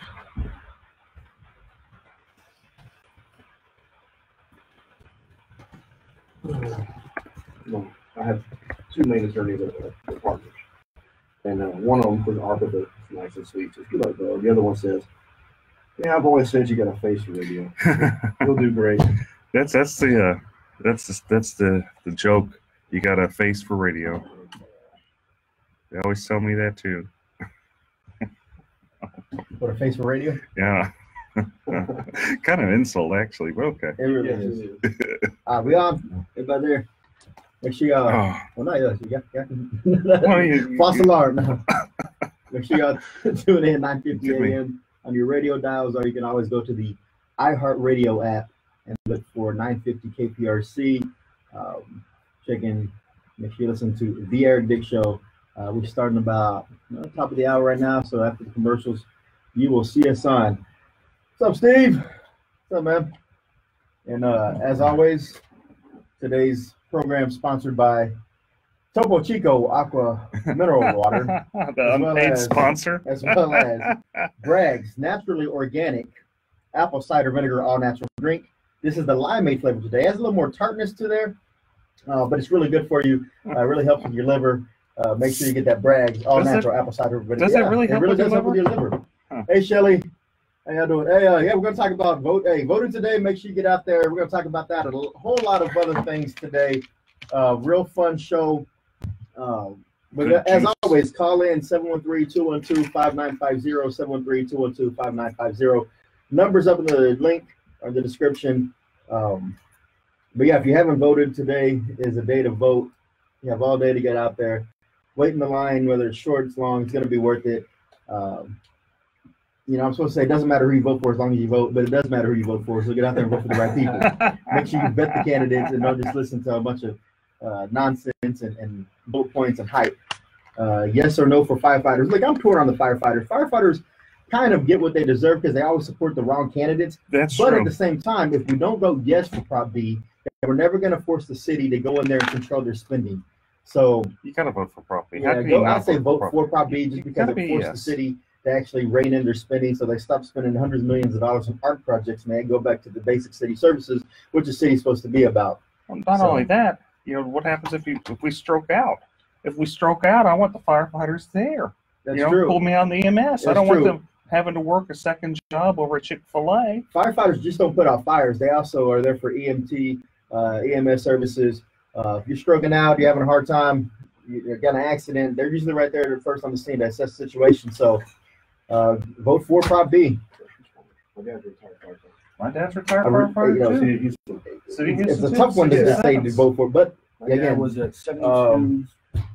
Vote for Prop B today. Vote for Prop B. You never return it. Oh, the special guest we have today is Bo Bowen, attorney and Ninja Warrior. We'll get to that later. But again, y'all tune in. Again, if you have any questions, put them on here. I'll read them and we'll try to address them through the breaks or through if you want to call in, again, 713-212-5950. Turn down for what? I'm going to turn up the monitor, sorry. Do you have a studio monitor? We do have a studio monitor. It's over here. Right. Maybe she got it on quiet. Oh, I'm sorry. Ask Shannon. What am I doing? She looks like I'm in trouble already, folks. She give me the stink you eye. have a call already? No, I hope I don't got a call already. Vote today in Clear Lake. Let's see. Tell me, Eric. You better be quiet. You're gonna say some stupid stuff. Free hot dogs. So if you're in the Clear Lake area today, y'all make sure y'all swing by the Clear Lake area tailgate party. Shelly Rogers, where's that located? Where can they go for that tailgate party? She also works for me. My sister works for me too, man. Small business. She just completed a paralegal school. So for her, it's a big deal. I'm very proud of her. Oh, yeah. Turned herself around, finally settling down, growing up. We mature slowly. But you mature. Eventually, I hear that wave right there. Man, I'm getting a cowlick right here. So, you might want to look at the criminal. So what happens with the PI, some of the big PI firms, they'll refer after a settlement is like a good hit, then they'll refer them to another lawyer. And if you haven't voted yet, drop me a message or drop me a line down here, post in this video. Why haven't you voted? What is the hesitancy? What issues are you having deciding between? Maybe I can help you come to a conclusion as to why you feel comfortable going to vote sometime soon. All right, so if you're in the Clear Lake area, Friedman Library, they're having a tailgate party out there. Hot dogs, probably some beverages, water, and great company. And you can do that all while you're voting. So make sure y'all go down to Friedman Library. You do it after they get a big settlement. Yes. Use the settlement. To fund me. Get your full retainer. There you go. Also, we'll talk about this in a minute, but if you have nothing going on right now, you can head over to 3314 Lyons Avenue. Phil Paul Bookstore just opened. Hundreds of thousands of books for $2 and $4. Legal books, medical books, all kinds of books. Go check it out. Phil Paul's always been next to the community, and now he's opened up a bookstore over in Fifth Ward. And I went by there earlier, and so make sure y'all check that out as Very well. much in the influence of emotion versus just the facts. People make a decision based on. If there's any topics y'all want to hear myself, Eric Dick, and Bo Bowen discuss today, drop those in there too. We'll try to fit it in. It's a 30-minute show, then we got to cut to the U of H game. But here we go. Oh no, they're gonna make us go in the air, folks. After traffic should come your intro.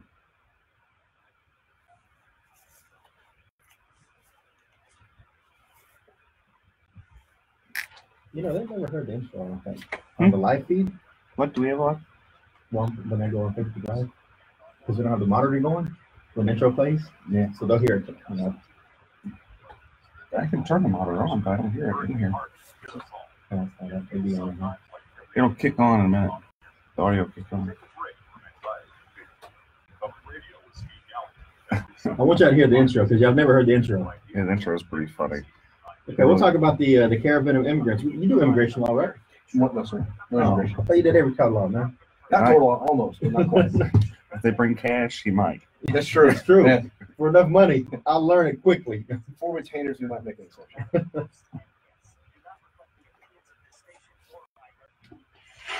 When you've got big problems, you need to have a big,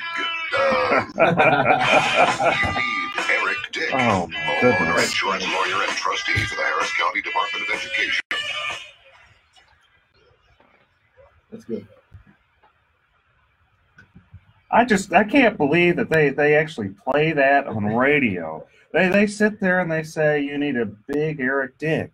Hey, Huh. it's true. I mean, do you not need someone who's always going to fight in your corner when you're faced with these legal problems? Absolutely. And that, if you want to get ran over, you don't get an attorney. I mean, even I get an attorney whenever I have a legal problem. No joke. I get traffic tickets. I call the Kubosh. I put a Kubosh on it. There you go. Because when you're facing problems, especially homeowners, when you're facing problems with the big insurance companies, there's only one person you need to call, and that's Houston homeowners attorney, insurance lawyer, Eric B. Dick. Welcome to the Eric B. Dick Show. My name is Chris Carmona, joined by Eric B. Dick, and our special guest today is Bo Bowen. Eric, What up? there's a lot to talk about today. There is a lot of juicy stuff. Let's just kind of go into it because we don't have much time. We're getting kicked off a little bit for the U of H show.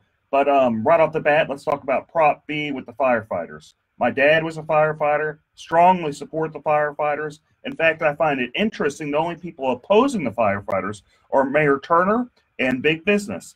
Everybody else, you have Kingwood Tea Party, you have Terry Lowry, you have Gary Pollan, you have just the grassroots Republicans, you have the grassroots Democrats, you have independents, all saying, And that's we need to important take to care of notice. the You firefighters. said the grassroots because the grassroots political activists in the city or in the county, they understand what being responsible with your money is.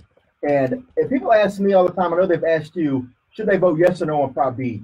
And I think we're in agreement that in order to have the city rein in their spending, there's only one way to go on Prop B, and that's vote yes for Prop B. Yeah, and see, the thing is, every time I've ran for city council, mayor, when I got 11% more than Adrian Garcia and Chris Bell, I did really good, surprisingly. But whenever I ran, it was on a very simple platform, the same platform Rob Mossbecker ran on, the same platform Orlando Sanchez, the same platform Bill King ran on. And that's bring spending to the basics, public safety, infrastructure, your basic city services. Those are the things you want to spend money on. What you don't want to spend money on is like art projects and those type of things. You don't want to spend it unless you have extra money. But you got to focus on the necessities. Do a good job at it.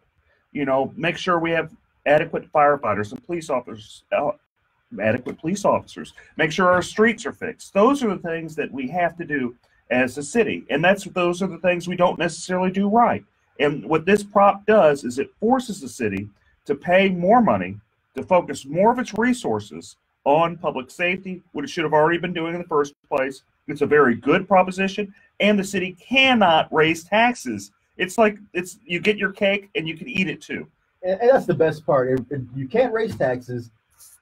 Pay parity is brought into effect because the firefighters in the city of Houston are making less than across the nation for the same type of market, correct? Yeah, firefighters, they start off making $27,000 a year. And I just, you know, what I'm always worried about, what I always joke about is if I'm stroking out, I don't want the poor firefighters, you know, they're sleepy because they had to work at Chick-fil-A the day before. And those are serious concerns. Bo, your dad was a firefighter. What do you think? I have to agree with you. If you want to support the firefighters, you need to support Proposition B. It's just plain and simple. Plain and simple. And, you know, one of the things that by supporting this and reining in the city spending, some of the programs that may be cut out Hi, this is Eric Dick, and I think it's important that you know your rights. If your homeowner's insurance company has denied or underpaid your claim, you have the right to hire an attorney. You have the right to call me for free consultation at 833-7-RIGHTS. That's 833-7-RIGHTS. Don't let your homeowner's insurance company take advantage of you. Call me today at 833-7-RIGHTS. Has your homeowner's insurance claim been denied or underpaid? Call Dick Law Firm at 833-7-RIGHTS. Feeding Rocks. It should not be a crime to feed the homeless. Feeding Rocks. A good Samaritan shouldn't be punished for acts of kindness. Feeding Rocks. Because it's more of a crime to turn your back on a starving person. Feeding Rocks. You shouldn't go to jail for sharing food. Feeding Rocks. You can't in good conscience let a hungry person starve. Feeding Rocks. Help us legalize charity. Go online and sign the petition. www.feeding.rocks. Feeding Rocks.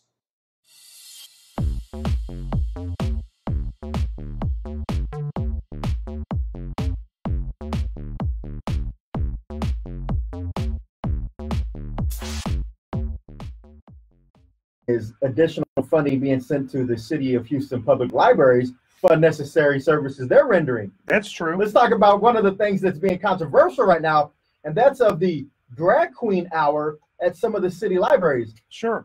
So, just kind of a way of background, I'm not against per se the idea of a drag queen hour. I think it's kind of funny. Like my thought is,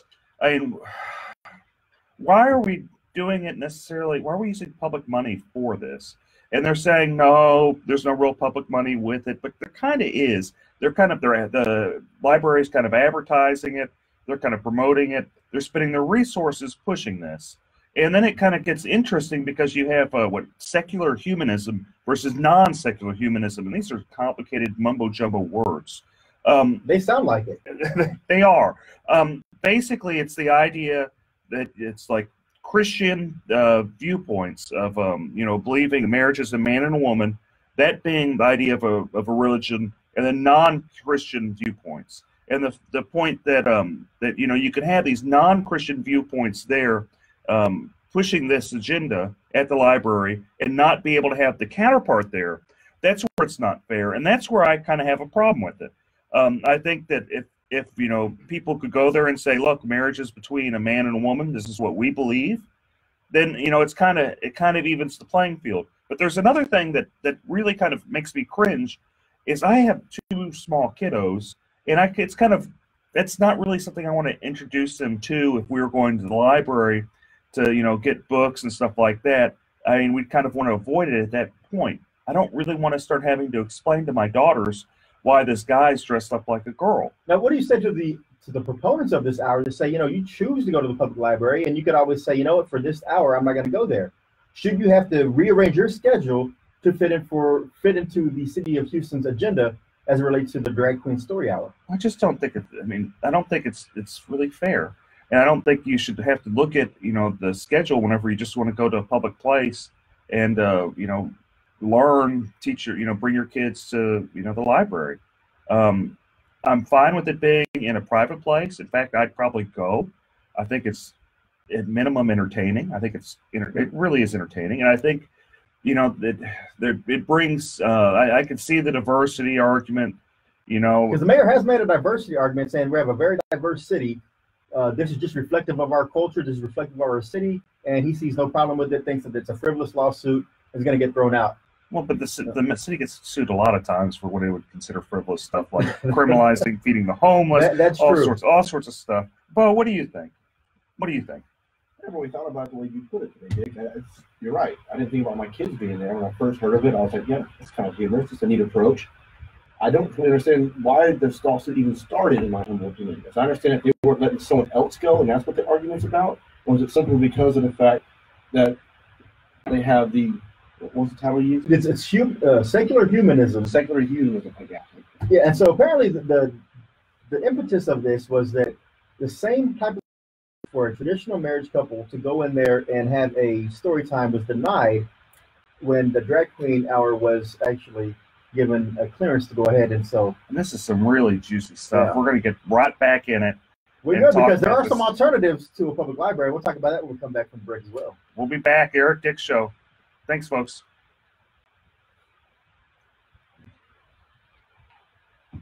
Roseanne, exactly. That's what we've been saying. Roseanne, exactly. That's the thing, is that equal time isn't being given to all types of diversity. Since a diverse city, even traditional married couples, if they want to go in there, they're being denied. So that's why the lawsuit was initiated. So it's not really a thing about against Drag Queen Story Hour. It's more of the equal application of the City of Houston Library rules. So, but going back to your point on the EMS, yes, it is. I mean, the firefighters do provide emergency medical treatment, And also, we got a good group. So they're tied into that somehow. Now, should there be a specific EMT team? Most counties, I think they do have that, but City of Houston firefighters are part of EMT. Very much so. Yeah. First responders. Yeah. So We're doing a lot more than the firefighters. The ambulance people should pay because of that. yeah. When the city they make money off the ambulance. Because remember, they trained by 2010 or 11, they jumped the ambulance fee. So if you had to actually get a fee to get up there to come service you for a reason, they went from I think $250 to like $500 or $600. And they make their money. Yeah. When the fee claims you can't negotiate with quick inventory. That's right. I'll tell you what's kind of effed up the most is now you have like the police officers on one side fighting with the firefighters, and you shouldn't. Guns and hoses have always been at each other. Yeah, but it shouldn't be like this. It shouldn't be at each other's throat. I don't think that they haven't been like this, because there's been plenty of times where I've heard firefighters like they get in trouble and police officers like, you guys are just dumb, just move on, and that type of stuff, which it shouldn't really be happening. But my point is that those organizations have historically got along. They have, but now they're forced to be pit against each other. But here's the thing, man: the firefighters have typically always gone with liberal candidates. So has the police officers. Police officers more of a more conservative scorecard. I'm not saying it's a very conservative scorecard. You're right, but I'm not saying they. Overall, the firefighters and the firefighter union, they did think they're brave. They have entrusted a lot to this they mayor, to this city council. So they spend a lot of energy. That's why it's like the sympathy level is not really all there. But so how does the fire department transfer you to the hospital if you need emergency care? They come out there with ambulances. The Houston Fire Department has ambulances. They don't just have fire trucks. They actually have ambulances and rescue trucks. Yeah, and special. Their own special kind of welfare departments where people are doing high-rise rescues and stuff. Yeah, they don't just put you on a ladder and say, "All right, come on, we're taking you to the hospital." Although that would be entertaining to see and watch. Are they sprayed out with the hose a little bit? You thirsty? I see blood. Let's spray it down. It's washed it off. You're good. Oh, man. What's redundant? What part is having a firefighter? The fire department is not needed. Well, who's going to put out the fires? We definitely need the fire department. Oh. They do multiple things. How do you not need the fire department? I don't get it. I don't get it, Chris. How do you not need the fire department? I don't know. I guess the fire department can only do fires and should not be in the business of medical necessities or medical attention. Then what do you do when you stroke out? You better get Sarah jumping in the car, driving you to the hospital. You stroking out. Don't call 911. They don't care. Or you go to private industry and private entities for your emergency medical needs. I don't know. But if y'all have any type of suggestion or input on that, 713-212-5950. Dick, when we left off, we were talking about the City of Houston and their libraries. And it's going to be interesting to see how this lawsuit plays out. But if people don't feel comfortable going to the library now, they want to read some books, where can they go today that's having the grand opening? Philip Paul Bryant's bookstore, PPB. Philip blows me away with his level of enterprise. That guy, he has so many different businesses, and they're all fascinating businesses.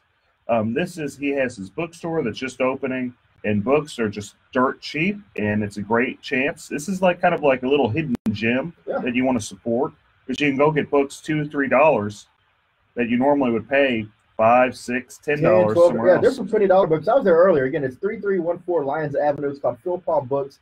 Great opening today. They have kids' books for $2, over 15,000 books for under $4.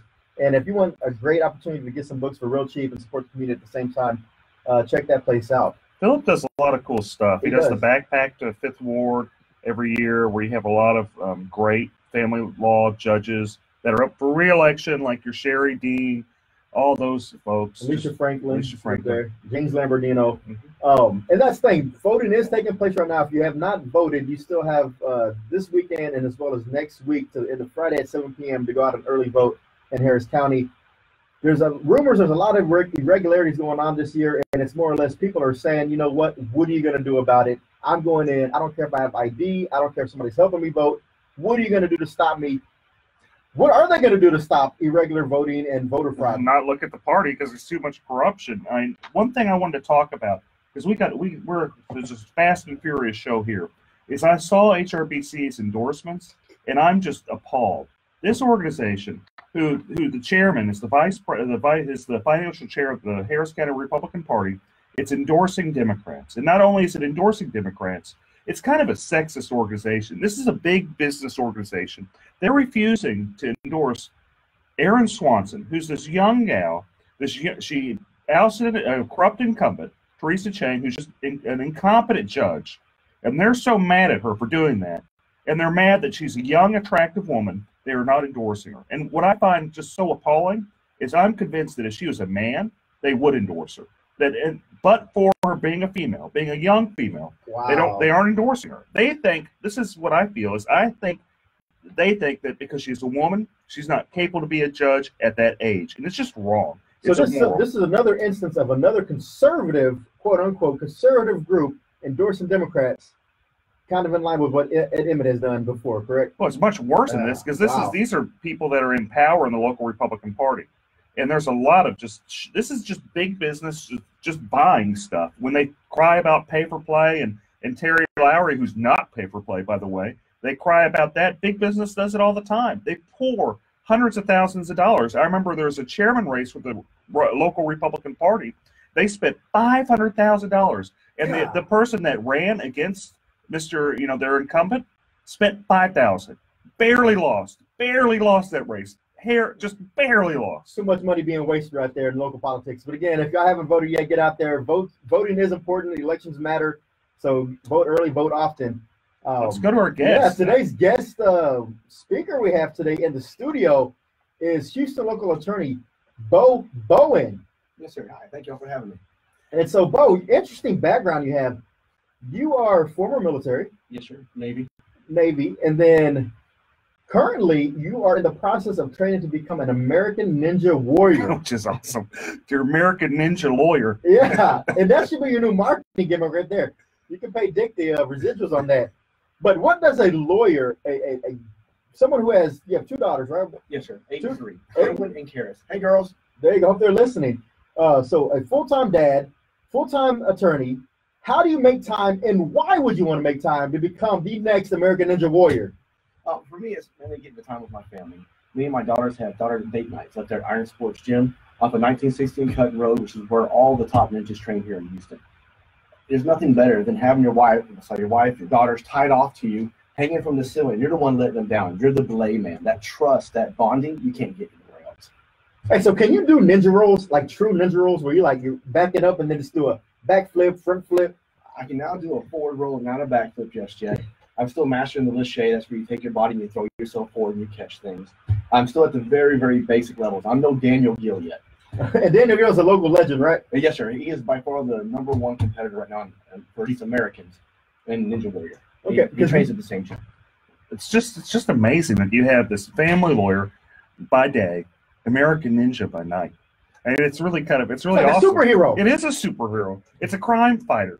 And during the day, he's helping people out, with their will, fights, fight over property, fight over division of the kids, property, everything. So if you're not fighting corruption in the courtroom, you're not fighting against, the people outside of the courtroom, you're probably in your office taking in clients, right? Yes, sir. A lot of client consultation. So what is the biggest thing you're seeing, at least in the family law arena, other than divorces? Like, what are people facing right now in the community? What's ailing them, and why are they coming to see you? Well, the majority of them are coming because unfortunately, the family is broken down. The husband and wife relationship has fallen to the wayside. The number one problem I see is they're waiting too long to seek an attorney. They're trying to do it themselves. They get the paperwork offline. Then they waste all that time initiating it. They have to pay us to fix everything, and then the process takes that much longer. And of course, through that period of time, they're fighting more, they're losing more instead of trying to work together. It's best to come in sometimes, rip that Band-Aid off, and then learn how to co-parent. That squabbling in between is what really causes those relationships to fail. And I'm talking about the children. They're the ones that suffer this whole time. It also causes resentment and, you know, people just fighting over all that time. On the flip side, isn't someone having a wedding today? Or that is correct. My baby sister's having her wedding shower today. Her name is Joanna Bowen, soon to be Joanna Sanders. She finally found the man of her dreams. You know who I'm talking to, Marty. You're a lucky man. And I hope they're listening. I love you. Melissa, love you. Yeah, Melissa Smith's getting married too at the board that I'm at. Congratulations, Melissa. So if people wanted to contact your law firm, how would they do that, Bo? The best way to reach us is 713-574-7777. That main line again is 713-574-7777. You can also find us on the web at www.bowen, BOWENLF, as in lawfirm.com. Now, Bo, I always try to throw out questions for our guests, legal questions that are out of the ordinary. Let me kick this one to you. So you have a couple that have been together for about 5 to 7 years, right? But each one is currently married to someone else, but those spouses are somewhere else, right? So over this 5 or 7 years, they've acquired a purchase of a home. They've been living in that home. They break up, but they can't do anything about that, or can they, since they're still technically married to other people? What's the remedy on that? How does someone not get kicked out of the house? How do they fight over the house? Who stays in the house? What do you think, Bo? So making sure we have two people who are married, and then they break up and they get with other people and they buy new property? Yes. Okay, well, unfortunately in Texas, you can't do more than one marriage. It's called bigamy. So you can't have a new marriage until the first one is ended. So if you're then buying property together as a married couple to someone else, that property is still considered community property. So they would have every half, and the other side would then have half, meaning their spouse they're currently married to. Because as soon as you buy anything when you're married, again, after the marriage date, whether you leave them, there's no legal separation in Texas. And Chris is taking notes here because actually that those people came to his office yesterday. They called me yesterday. I'm trying to get a good answer for them. But the thing is, and that's the thing is, so now, whether you wanted to or not, if this was a secret affair for 5 or 7 years, are they going to have to now bring in those spouses they were keeping secret to try to finally get rid of this property? Yes, sir, especially their names on it. It's going to make it difficult. I encourage you to get them all together, reach inside a sort of settlement, see what everyone wants. I'm trying to get them to work together. Otherwise, this is going to be in court for me.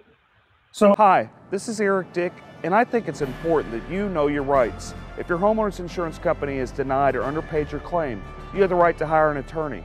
You have the right to call me for a free consultation at 833-7-RIGHTS. That's 833-7-RIGHTS. Don't let your homeowner's insurance company take advantage of you.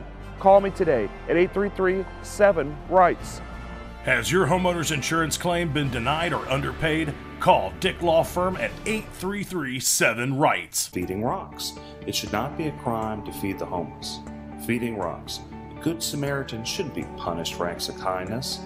Feeding rocks. Because it's more of a crime to turn your back on a starving person. Feeding rocks. You shouldn't go to jail for sharing food. Feeding rocks. You can't in good conscience let a hungry person starve. Feeding rocks. Help us legalize charity. Go online and sign the petition. www.feeding.rocks. Feeding Rocks.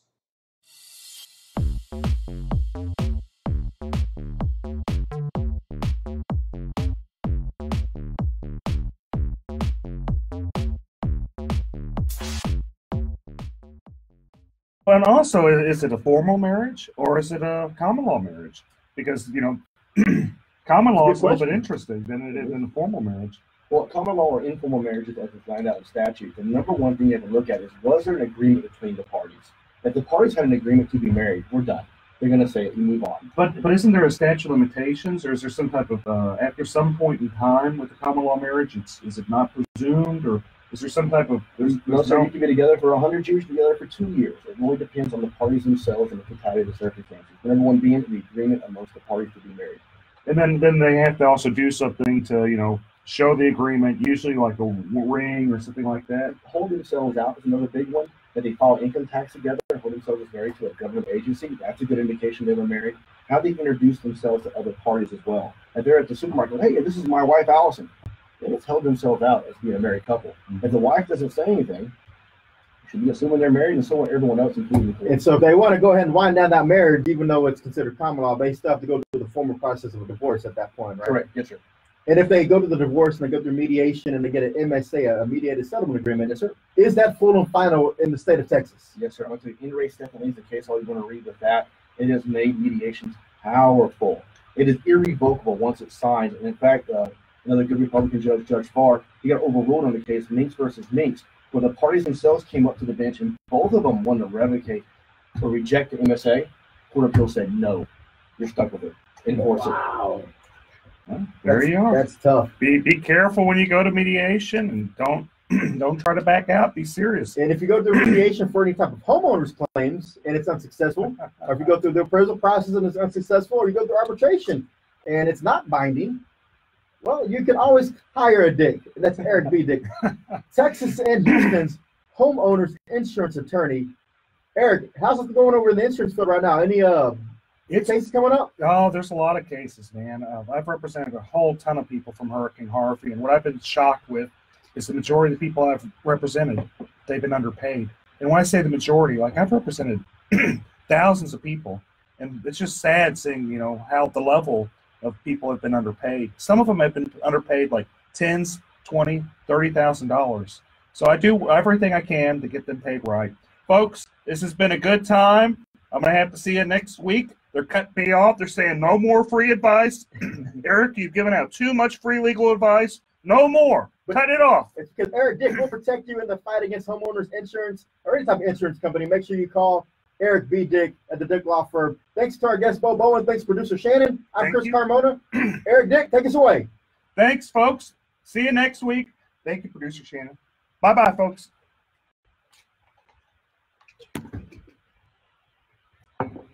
We're gone. Thanks, guys, for listening. We're gone.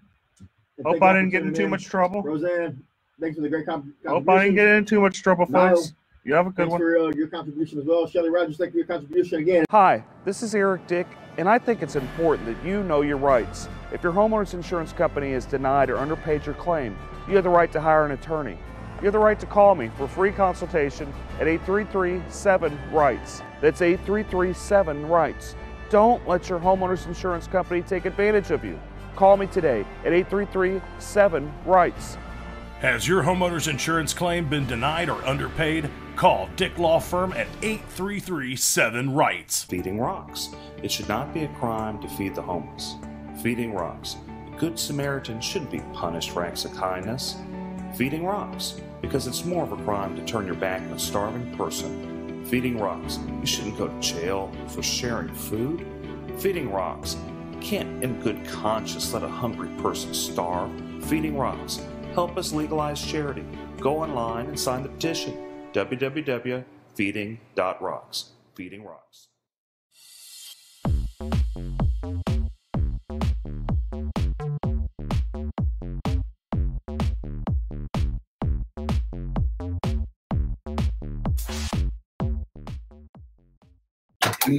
See us now by going to FoxNewsPodcasts.com. Tucker Carlson. So much barking and noise and yelling. Our role is to take 3 steps back and discern what really matters. Sean Hannity. The most important thing that we are looking out for the forgotten men and women in this country. Laura Ingraham. They're going to get straight. If y'all can't sit here all day online, make sure y'all go onto the iHeartRadio media app, KPRC 950, or just tune into your radio, 950 AM. A lot of good stuff today. A lot of good stuff. But it's only 30 minutes, so make sure you tune in. If you're going to get some calls in, 713-212-5950. Finally forbidding insurers from discriminating against or denying coverage to Americans with pre-existing conditions. The GOP spent 8 years presenting to repeal the law, even forcing a government shutdown. Hey, Karen. Hey, little Tim. A California college ready to shell out hundreds of millions of dollars to settle lawsuits. The University of Southern California says it'll pay out $215 million to settle claims of sexual abuse by a school gynecologist. that settlement would compensate individuals. And as always, today's segment brought to you by Bragg's Organic Apple Cider Vinegar, all natural drink. And we got the right one today, apple cinnamon. Dick, where's your Topo Chico? I got a little Topo Chico right here. You got it? Let's make sure you got it. Got it? I got a Topo Chico. David, what are you drinking, man? Starbucks. Ah, come on, man. I know, It's a Frappuccino. Yeah. He's got the Frappuccino. He's frapping it. Oh, man. What a rush. Sorry, Shannon. We were rushing. Shannon, you get a car. We didn't give me a badge. Yeah. Whew, barely did it. Okay. Hey, y'all. Oh, it's going to be a juicy show. It's going to be a short show, but it's going to be juicy. 30 minutes, huh? Yeah. So we have one break around 14 to 18 again. And then the 27, 26 parts on. So we're going to go into, what do you want to talk about? Oh, first let's start about, there's a new suit. Well, first let's talk attack him again. And I'm Joe. Attack him. Oh, yeah, I could do it. Attack him. And then we'll talk about the suit against the city for the largest gun show in the country. Is over the drag queen show. Yeah, they got to watch out. They might get in trouble on that. For anti-slam, how are you going to get around anti-slam with that? Good afternoon. Watch out for an accident on the North Freeway northbound and the North Loop. This has two left lanes blocked. I haven't seen like the pleadings. Some good news, that accident we had on the North Freeway southbound equipment has been cleared. Traffic is unwinding in that area, adding about 30 minutes to your commute. I'm Eunice Garcia, the 24-hour traffic center.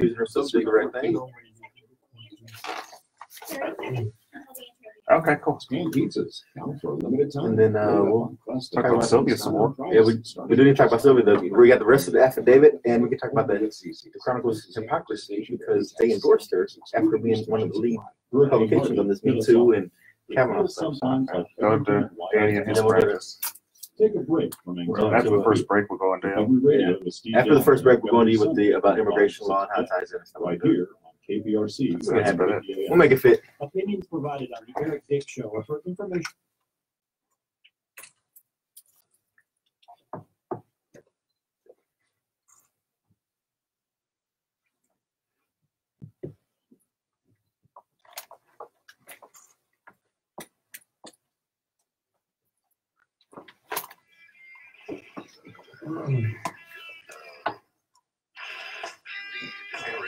They've never heard the intro on Facebook streaming.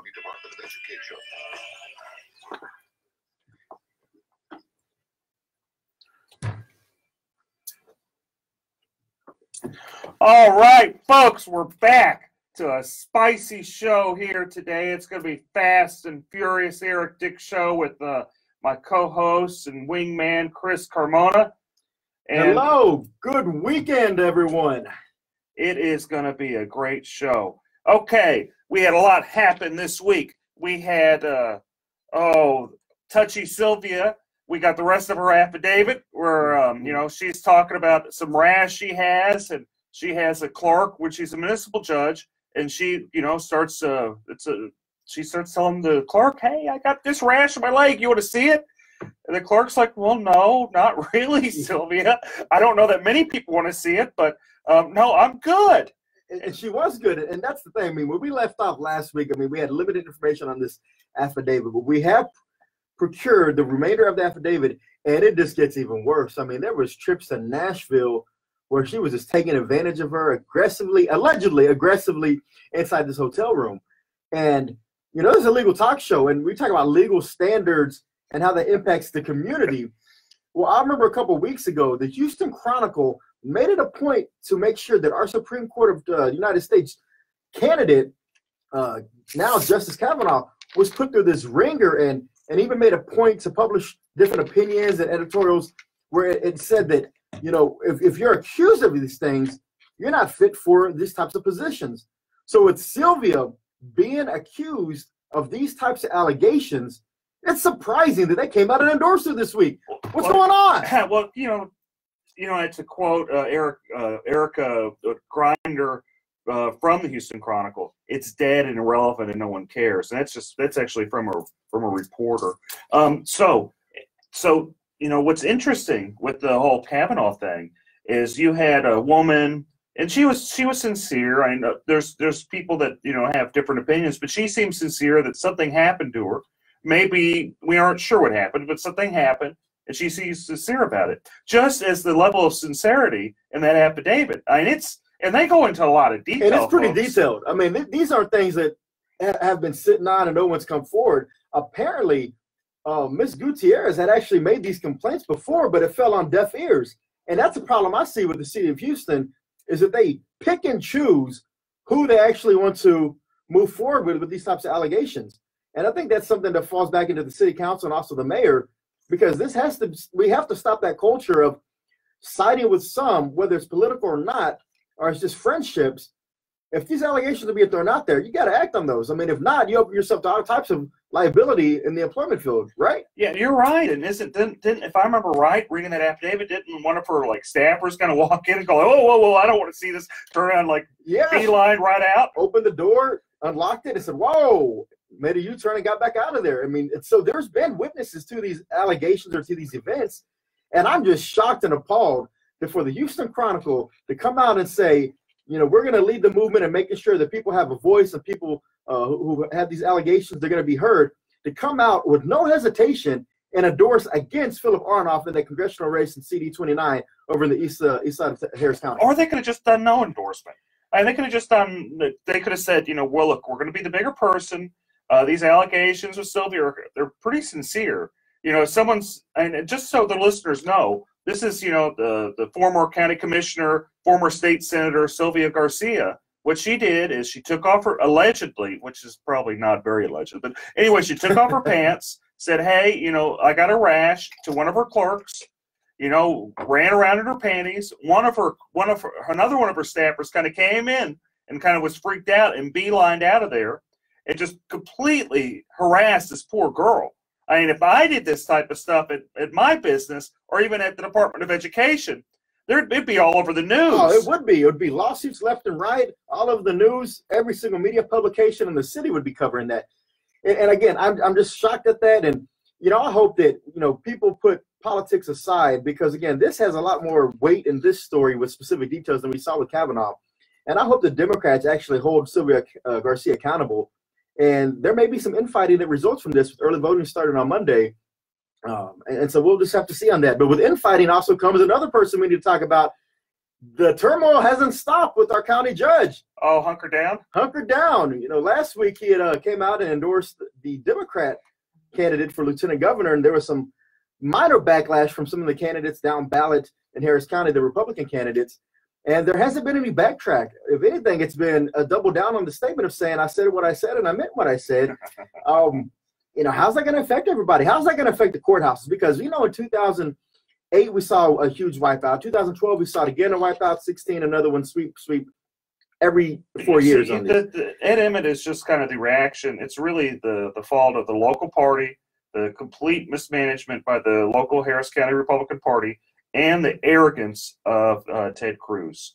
And you got to realize that Beto is the result of just utter arrogance of Ted Cruz being just elected, runs for president, just ignores everybody. I mean, Beto, he's done a decent job. He's not going to win. I don't think he's going to win. I think it'd be surprising it'd be a shocker.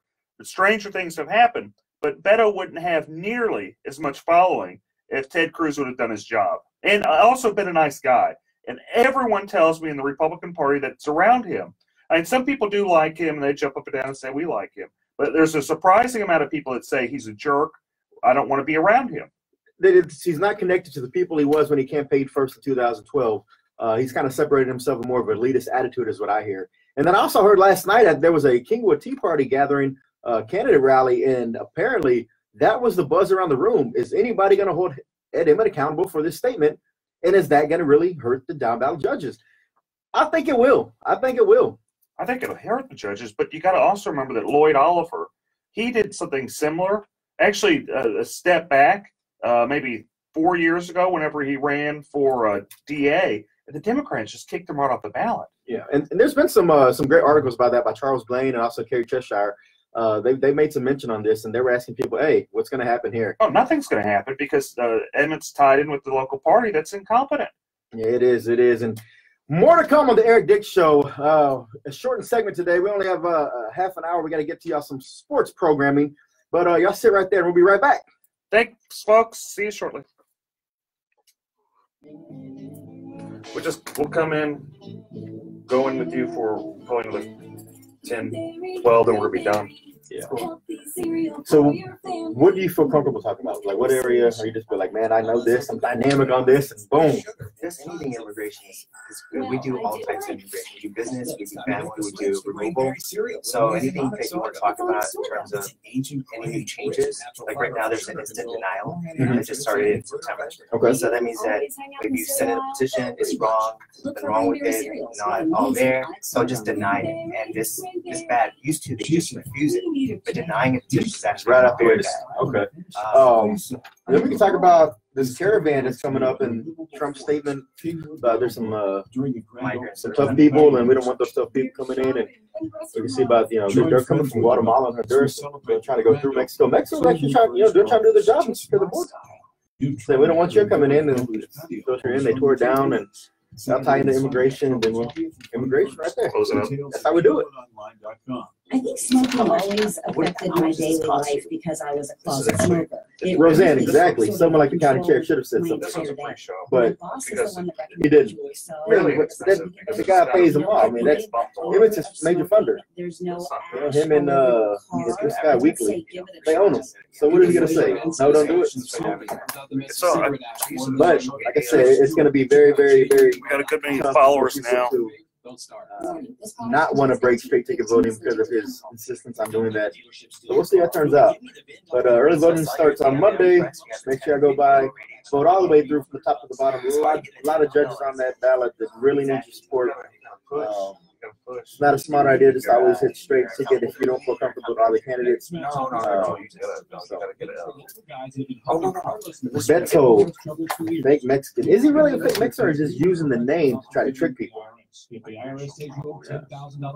What kind of fires was he putting out? Like what was being said to try to mitigate that damage? I mean, could you really mitigate that? Unless maybe to show some poll numbers, but like the current poll shows, even with that statement, we're still up about 15%. Anything like that.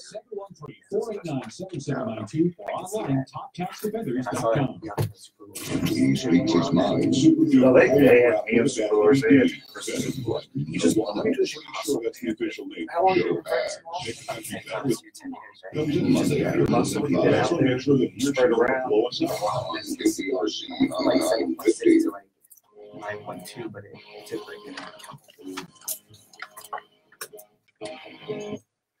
Oh, here we are, folks. If you haven't pulled over and talked to your lawyer, you better do it because we're going to go into some law, and I don't want you guys crying to me because I gave you good advice and you hadn't paid me. So you better go talk to your lawyer before you listen anymore. Okay? And if they're suffering from any type of home damage, car damage, life insurance issues where the insurance company is just not paying, so they call Dick. Better get Dick. Better get Dick. Better get Eric Dick. And so when we left off, I mean, again, there's just so much turmoil going on in this world. But one thing I do have to say is today is my daughter's 14th birthday. Happy birthday, Brooklyn. My mother and sister's birthday. I was about to say, you have a family of birthdays today, too. And it's Mark Lanier's birthday. And Mark Lanier's birthday. So October 20th, mark this down on your calendars, everybody. That's a strong day for birthdays to come out. But other than the birthdays, we have some other exciting news going on in the country, right? Oh, we have a lot of exciting news, but why don't we start off talking with Danny about his little law practice doing immigration law, and we can kind of tie it into all the many things that are happening in this world. So today's guest, we have attorney Danny Wynn. Danny, welcome to the show. Oh, thank you for having us. This is David Wynn, by the way. Oh, sorry, David Wynn. Oh, it's okay. So I had it right the first time when I said David. Yeah, you said it earlier this morning, so yeah, maybe it's too early for you. Oh, I was thinking of there's a city council member in Missouri City. That's right, Danny Wynn. Sorry, David. So you have an immigration practice. You've been practicing law about 10 years, right? That's right. We're practicing 10 years. We have an office in Southwest Houston and one in Northwest Houston as well. Excellent. And so there's been some changes lately. And could you tell me about the changes in immigration law that some listeners might want to know about? Yeah, so there's a lot of changes across immigration, across the board. So whether it's legal immigration or illegal immigration, there's changes across the board. Hi, this is Eric Dick, and I think it's important that you know your rights. If your homeowner's insurance company has denied or underpaid your claim, you have the right to hire an attorney. You have the right to call me for a free consultation at 833-7-RIGHTS. That's 833-7-RIGHTS. Don't let your homeowner's insurance company take advantage of you. Call me today at 833-7-RIGHTS. Has your homeowner's insurance claim been denied or underpaid? Call Dick Law Firm at 833-7-RIGHTS. Feeding rocks. It should not be a crime to feed the homeless. Feeding rocks. A good Samaritan shouldn't be punished for acts of kindness. Feeding rocks. Because it's more of a crime to turn your back on a starving person. Feeding rocks. You shouldn't go to jail for sharing food. Feeding rocks. You can't in good conscience let a hungry person starve. Feeding rocks. Help us legalize charity. Go online and sign the petition. www.feeding.rocks. Feeding Rocks.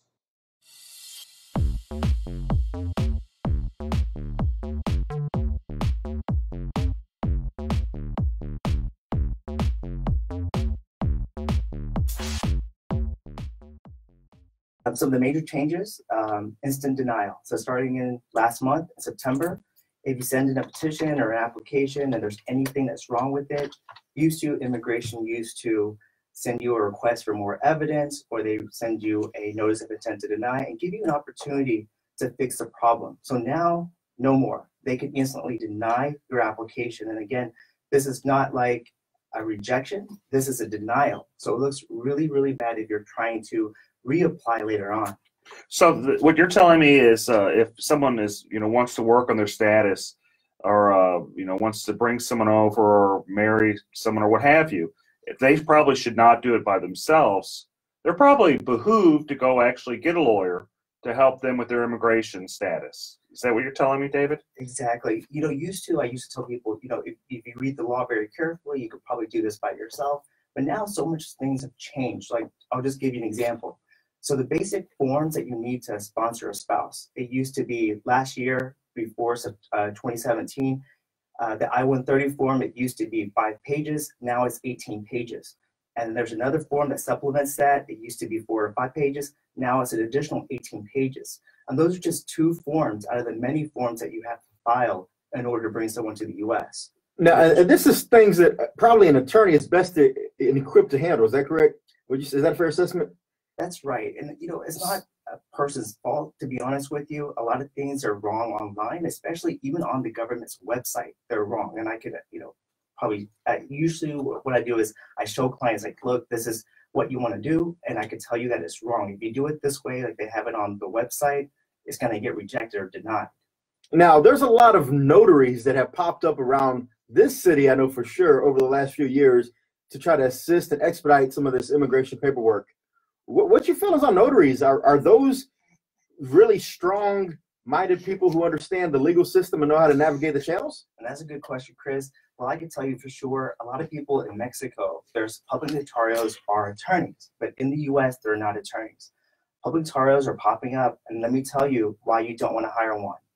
The public notarios would never put their name on any of your documents. So whenever there's a problem with your documents because they're giving you wrong advice, no one's accountable except for you. And you're not going to be able to blame someone that doesn't have their names on your forms.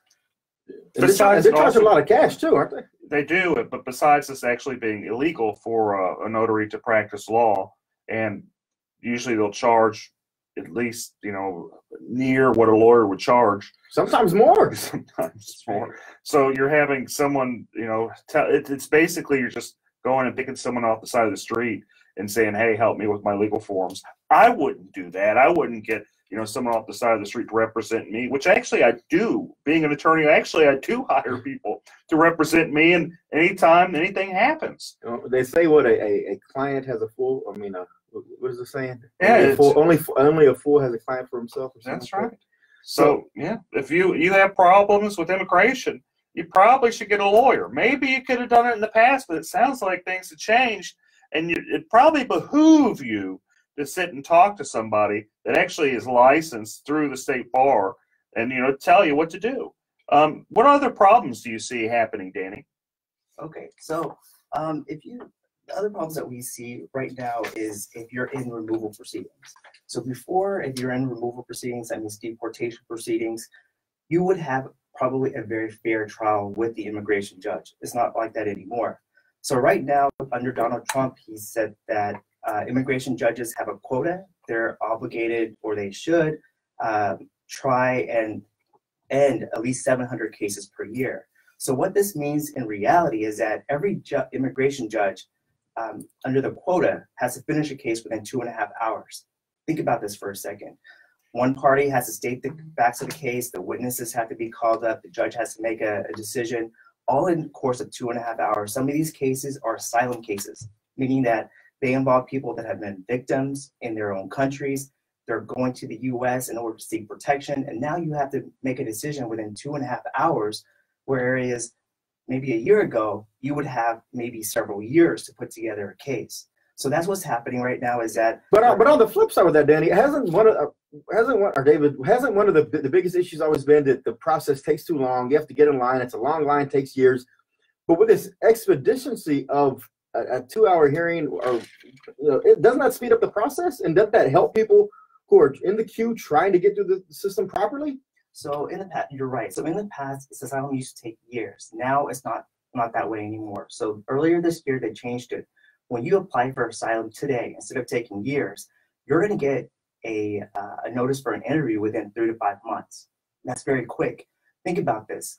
You have to show asylum is not easy to get. You're going to have to, usually the attorney will write a legal brief.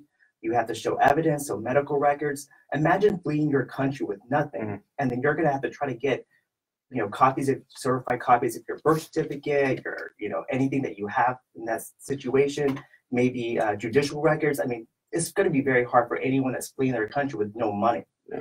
And nonprofits nowadays don't have a budget in order to fix this issue. There's too many people. It's definitely a broken system. It's something that we really have to make sure we're pressing our Congress members and our senators to put something in place that's actually going to be sustainable in the long term. And it's not just the immigration system. I mean, it's the same way with our justice system. There's a lot of sad things that happen every day. I had a client one time in criminal law back when I first started practicing law, where she had some problems with welfare. She got too much welfare because she was broke. And the judge that she was in front of, who's now the administrative judge in Harris County, Susan Brown, she was nice enough to, put my gal in jail, baby in hand. When I say baby in hand, I had to watch the baby while the grandmother came to pick her up. It was training for you, Dick. It was training for you. That's training. But we want to talk about injustice. There's a lot of injustice to go around, a lot of injustice in different spots.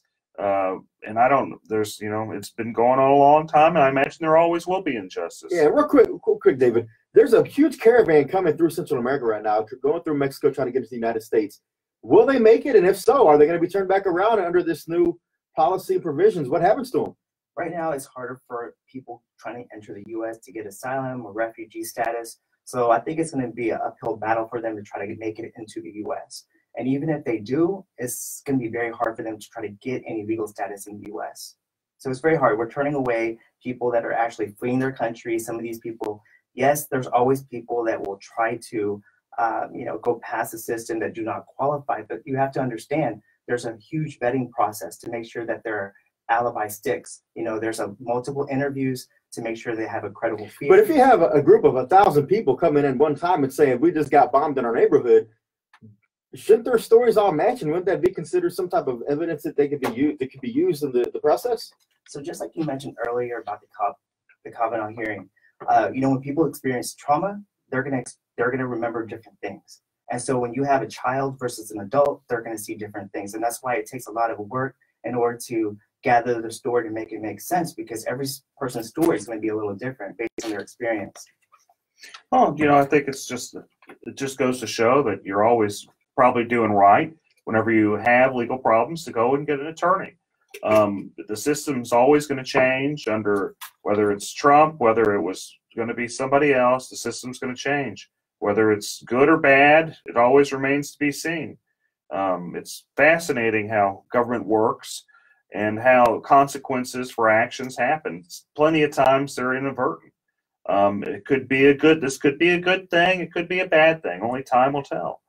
But what is important is while they're going through this process, if they're serious about it, they probably need legal help. They do, and that's what we're here for, is to try to make sure we guide people to make sure they're getting legal help in any type of situation they're in. And David Wynn, thank you for your time today with talking about immigration. And if anybody needs to reach out to David, what's that phone number? It's 281-777-1236.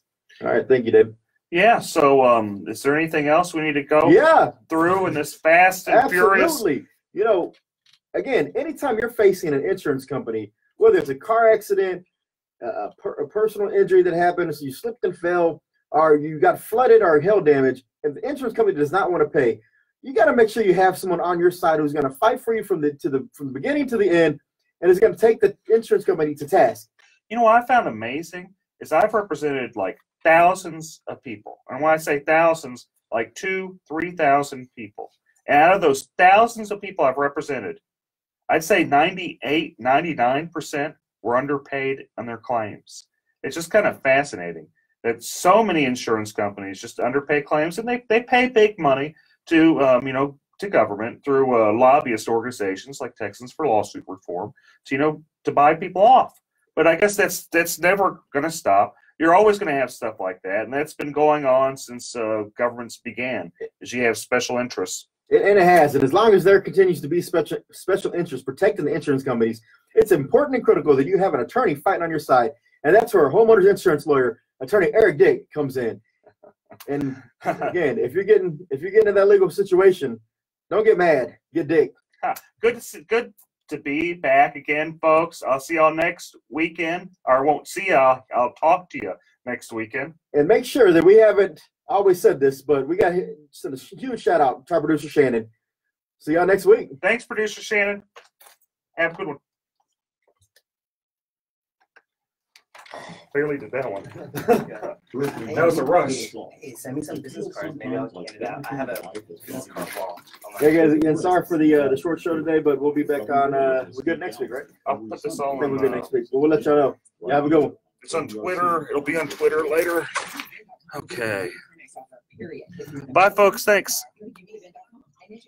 Hi, this is Eric Dick, and I think it's important that you know your rights. If your homeowner's insurance company has denied or underpaid your claim, you have the right to hire an attorney.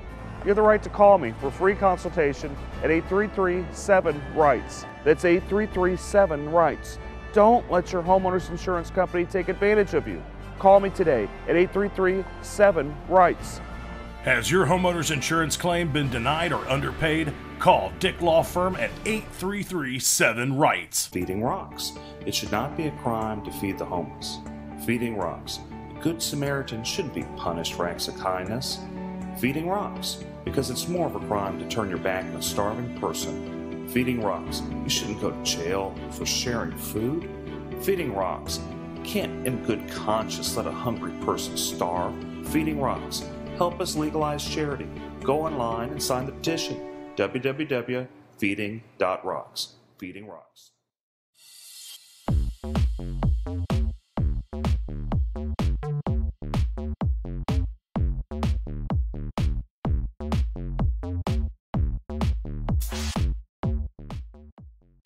We're about to go live. About 7 minutes. We've got a bunch of great guests, a bunch of great topics. You can message me. If you guys message me, I'll respond. Oh. Let's see. My handle is at Dick Law Firm on most Twitter, Instagram. Okay.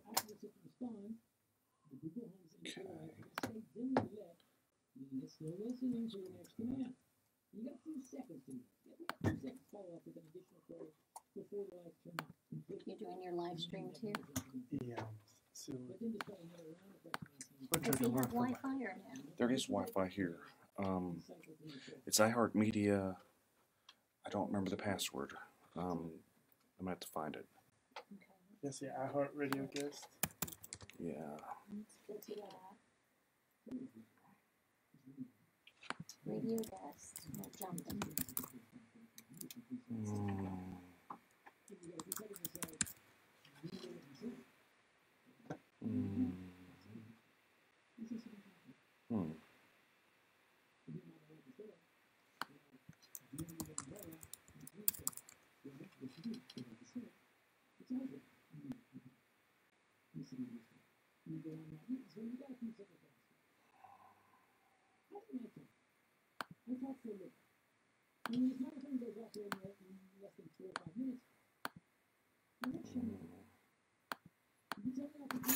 I don't know that I know what the password is, guys. I'm looking for the email where they sent it to me.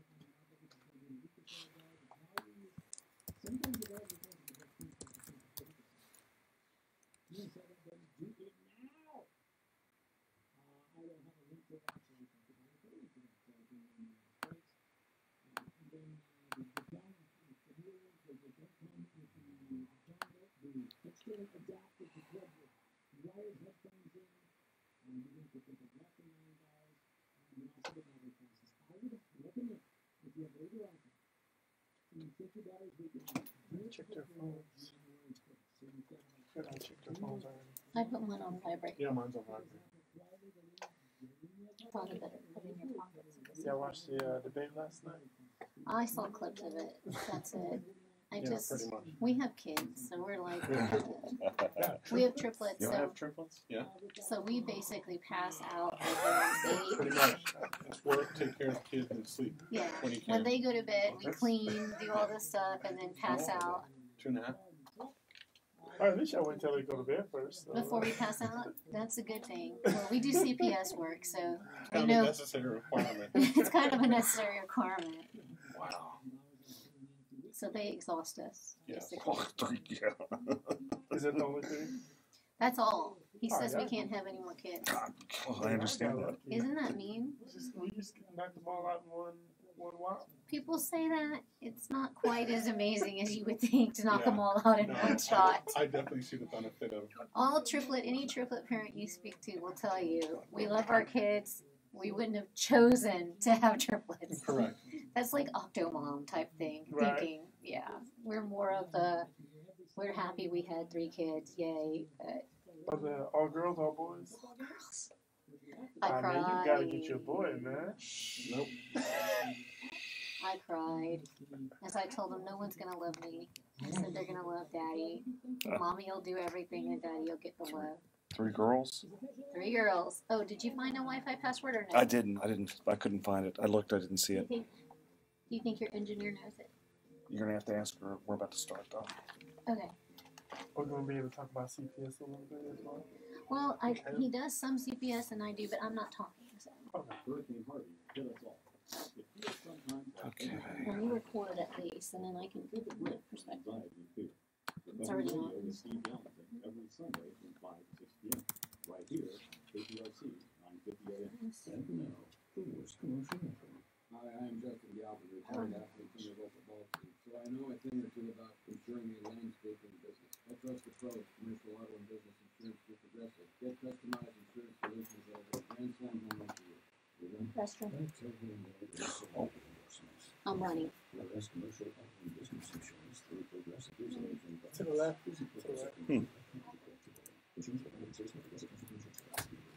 So I just discovered DazzleMe.com. It's a totally addictive new jewelry site with big name luxury brands. And you know which ones I'm talking about. Unique designers that you can't find anywhere else. All at a fraction of the price. I'm going back on DazzleMe.com tonight. Maybe doesn't necessarily work. Okay.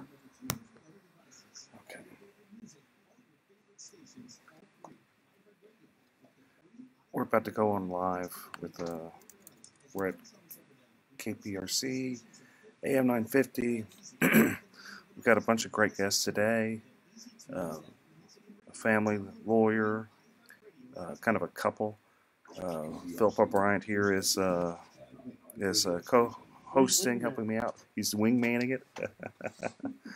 We're going to be going on pretty soon, so tune in. If you guys have any questions, you know, post it on, I'm watching on Facebook. It's live on a number.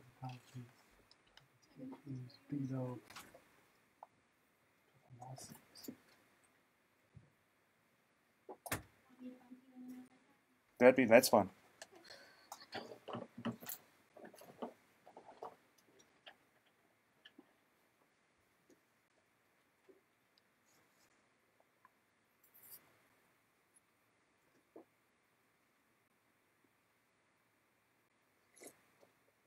Oh, maybe I should put on my headphones. There's some here. Let's see. Oh, wait. Yeah, it goes silent for a little bit before. If I remember right, I always get spooked with this. It goes silent for a little bit, then it'll play its music. And we get going. Okay. Here. I was like, what is he doing?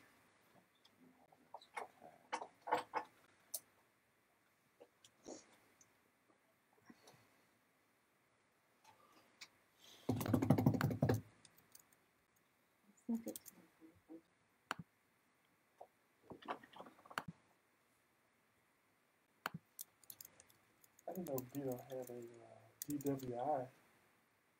You mean Bill? Oh, Beto. Beto.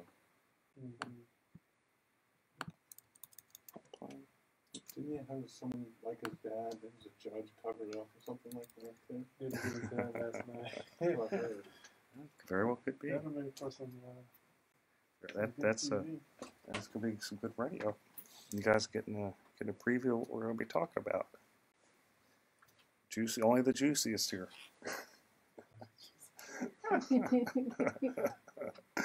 Okay.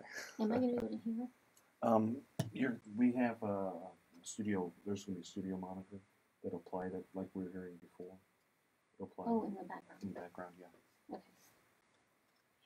If there's a good family law question, can she answer or is that? I don't mind. Y'all can both answer. Okay. There should be a mic right there. That might still be on. There should be both mics on. No, it's criminal definitely on. Well, if he says for me to do it, I can push mic on. Yeah, just hold on.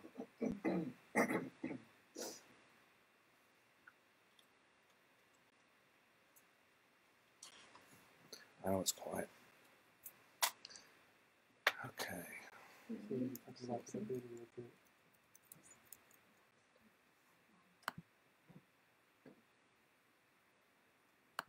This is Russell Newman and Newman Rodriguez. We're live on AM 950.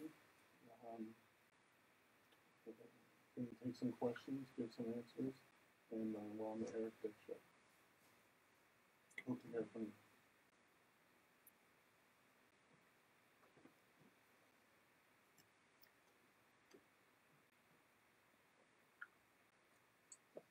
Okay, I know it's a little quiet. I know. That's okay. Just getting ready. It's the calm before the storm, folks. The calm before the storm.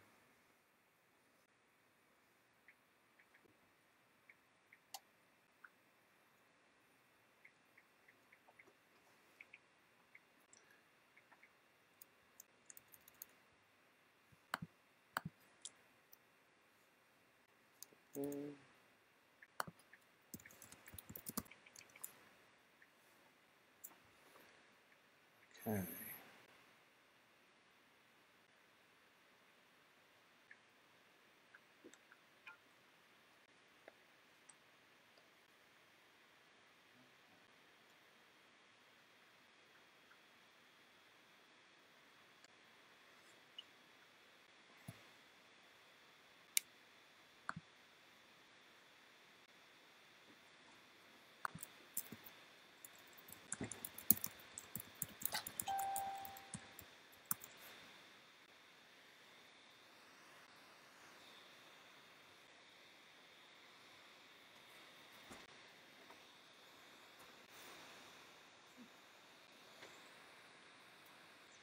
From the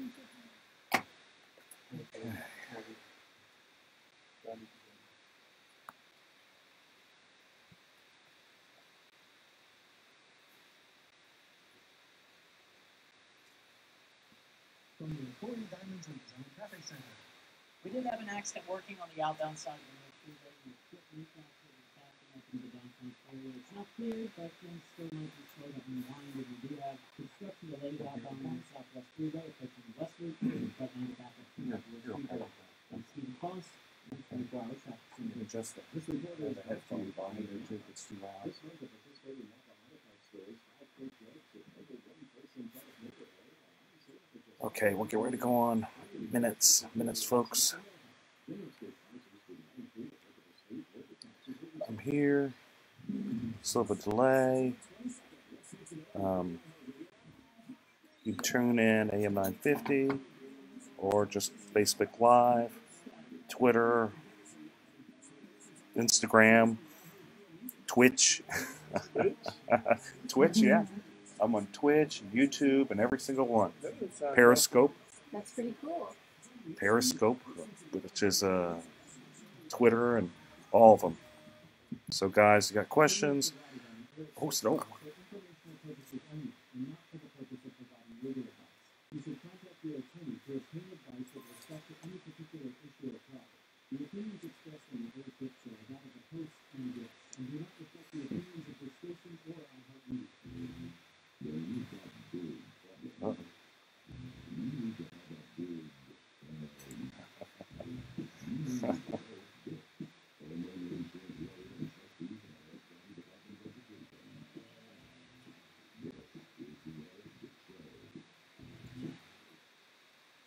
Whoa, I'm back again, back for more.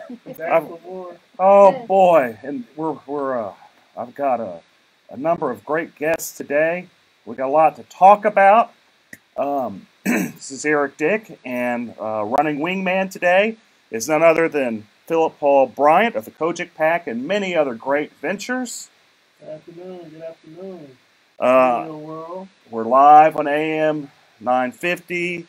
Live on a number of social media handles at Dick Law Firm. So let's just kind of dig into it. We've got a number of topics. So should a white insurance adjuster who's working for an insurance company, and I hate even bringing up really his nationality, his race, but should a white insurance adjuster suggest that an arbitrator be Hispanic because the policyholder is Hispanic? I asked that because I had this happen to me.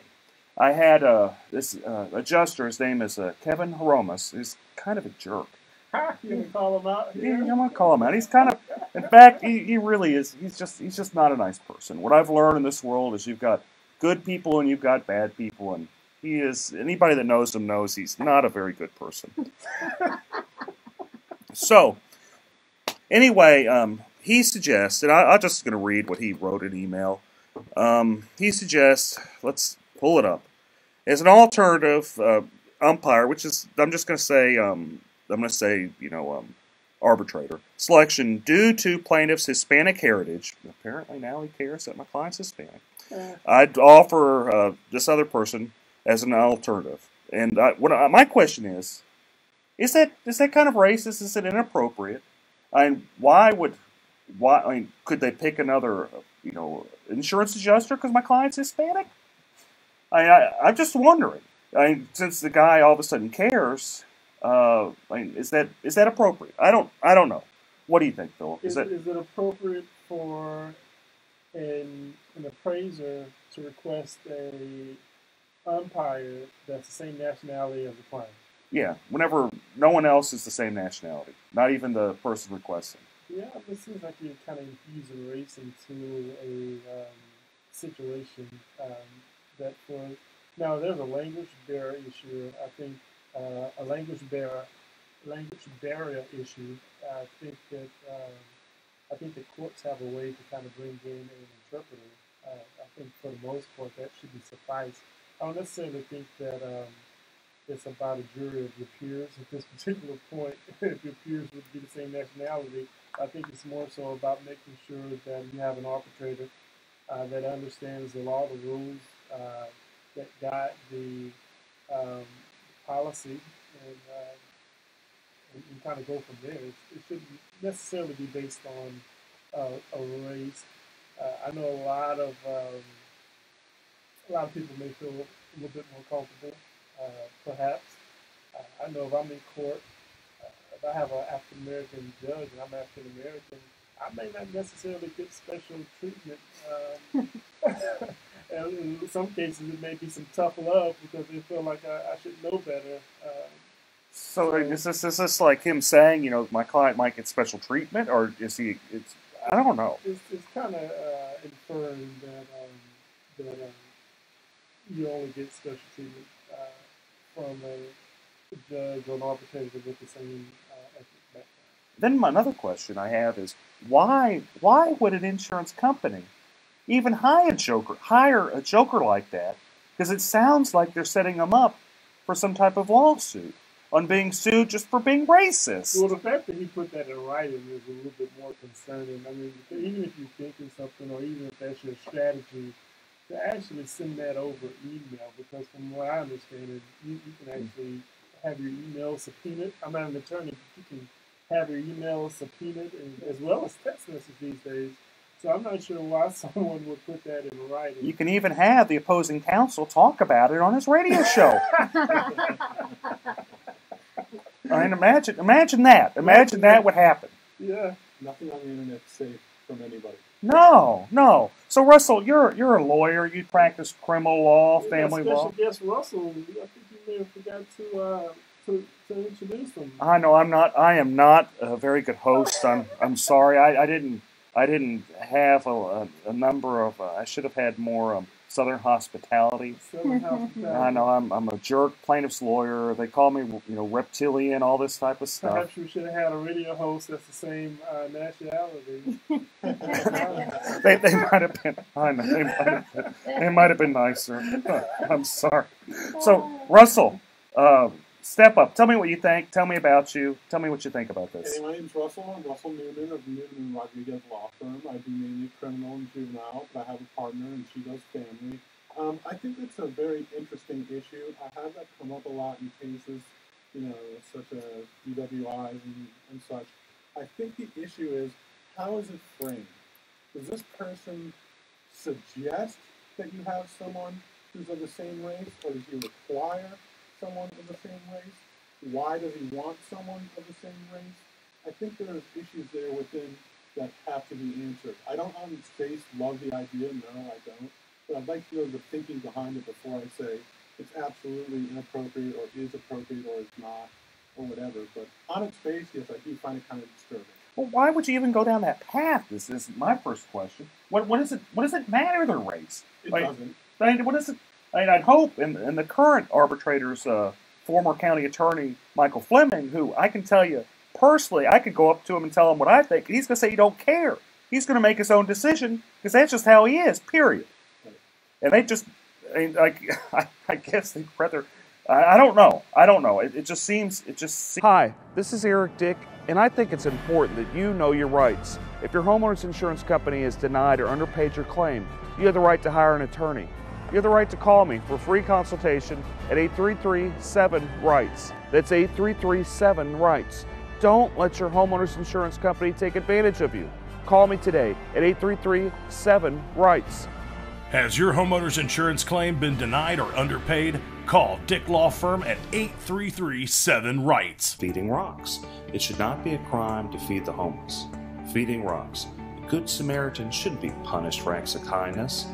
Feeding Rocks. Because it's more of a crime to turn your back on a starving person. Feeding Rocks. You shouldn't go to jail for sharing food. Feeding Rocks. You can't in good conscience let a hungry person starve. Feeding Rocks. Help us legalize charity. Go online and sign the petition. www.feeding.rocks. Feeding Rocks.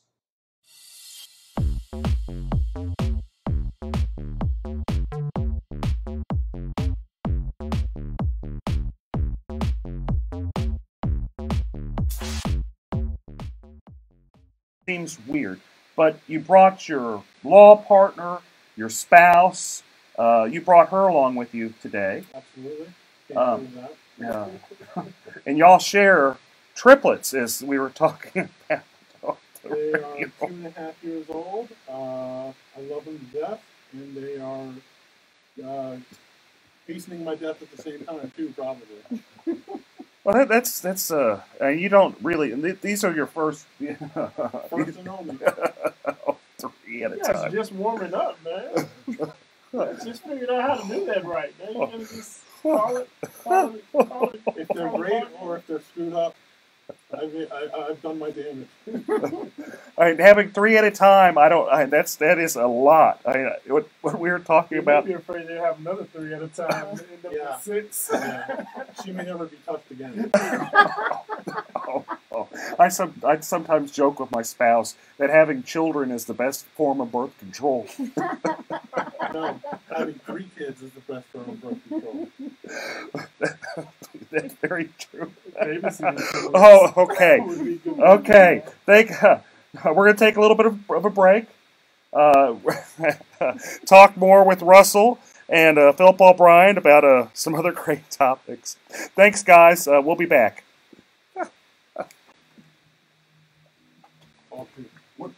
What's your last name? Cynthia. Okay, Cynthia. Sorry. Oh, thanks for calling me out. I seriously doubt that the company needed this guy fought like that when they hired him. They hire him business children. They really do hire him business children. You think it's an intimidation factor? No, I think what it is he's afraid Fleming's going to be there. He's always there, and he's just trying to bait. He's trying to bait the other person. But he's just wildly inappropriate. The guy's always wildly inappropriate. We do some stuff on having to deal with somebody who does this is just insane. Because they go crazy, and of course it's their bottom line. The least amount that they give you, the better it is for their company to head on. But it becomes ridiculous like after a point. Well, essentially the job is to do it. That's the main goal, is to make them fair as they could be so that they can save more money for their company. That's true. That's true. If they were fair, I'd probably be out of business. Because they wouldn't need you. No, they wouldn't be. Full-time radio host here. Oh, yeah. Starving full-time radio host. Hey guys, thanks for tuning in. Oh man. Okay. Ours is still streaming. I don't know how to call it. Oh, it's gonna stream all the way through. Well, mine is on my phone. I'm streaming all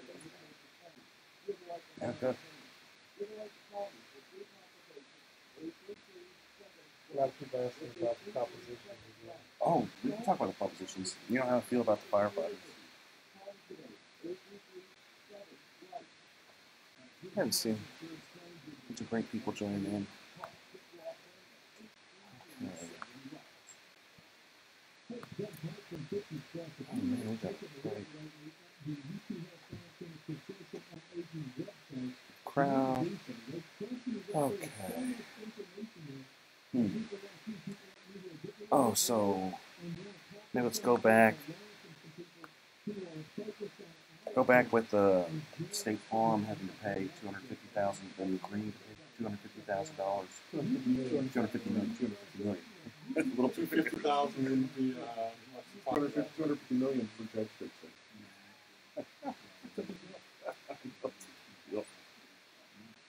Oh, in a time like that, you know, we're pushing laws that favor interests.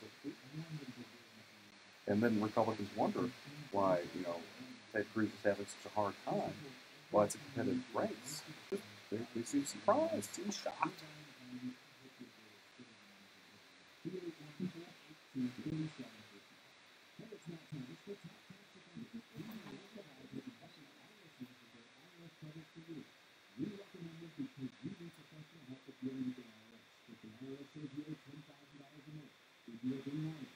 You can really pretty well set up the background. Oh, I can hear everything. No, I just hear you guys. I mean, Oh my gosh. I don't even know. I didn't even pay attention. Once it started, I was listening and laughing. It's a good show. Feel free to jump in. We talked smack for a little bit. I was laughing. I'm still, to be fair, I have two kids, a 5-year-old and a 2-year-old. I can just imagine having 3-year-olds, 3-year-olds. 2.5. So they're doing the treble twos right now? Oh, yes. Okay.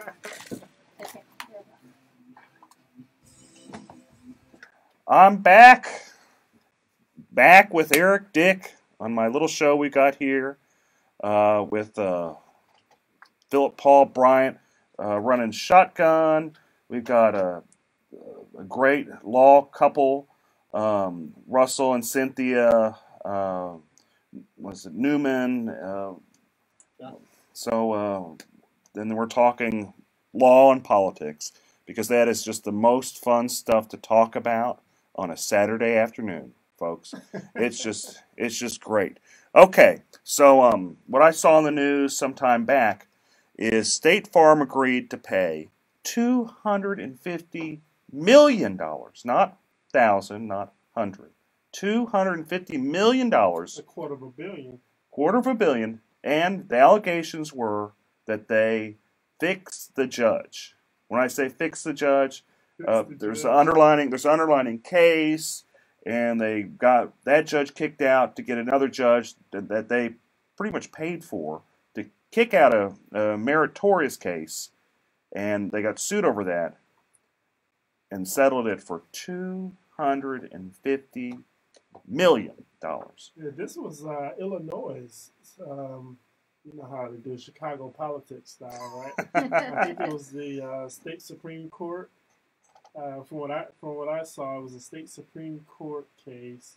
A judge was originally, I guess he was an appellate judge in the circuit court for a little bit, and then I guess when the seat came open, they threw looks like it was about $5 or $6 million behind his campaign. 5 or 6 Supreme Court million with the M. Bigger question is, can we get some of these State Farm PACs to donate to some of our judges? Just kidding. Just How kidding. about donating to us?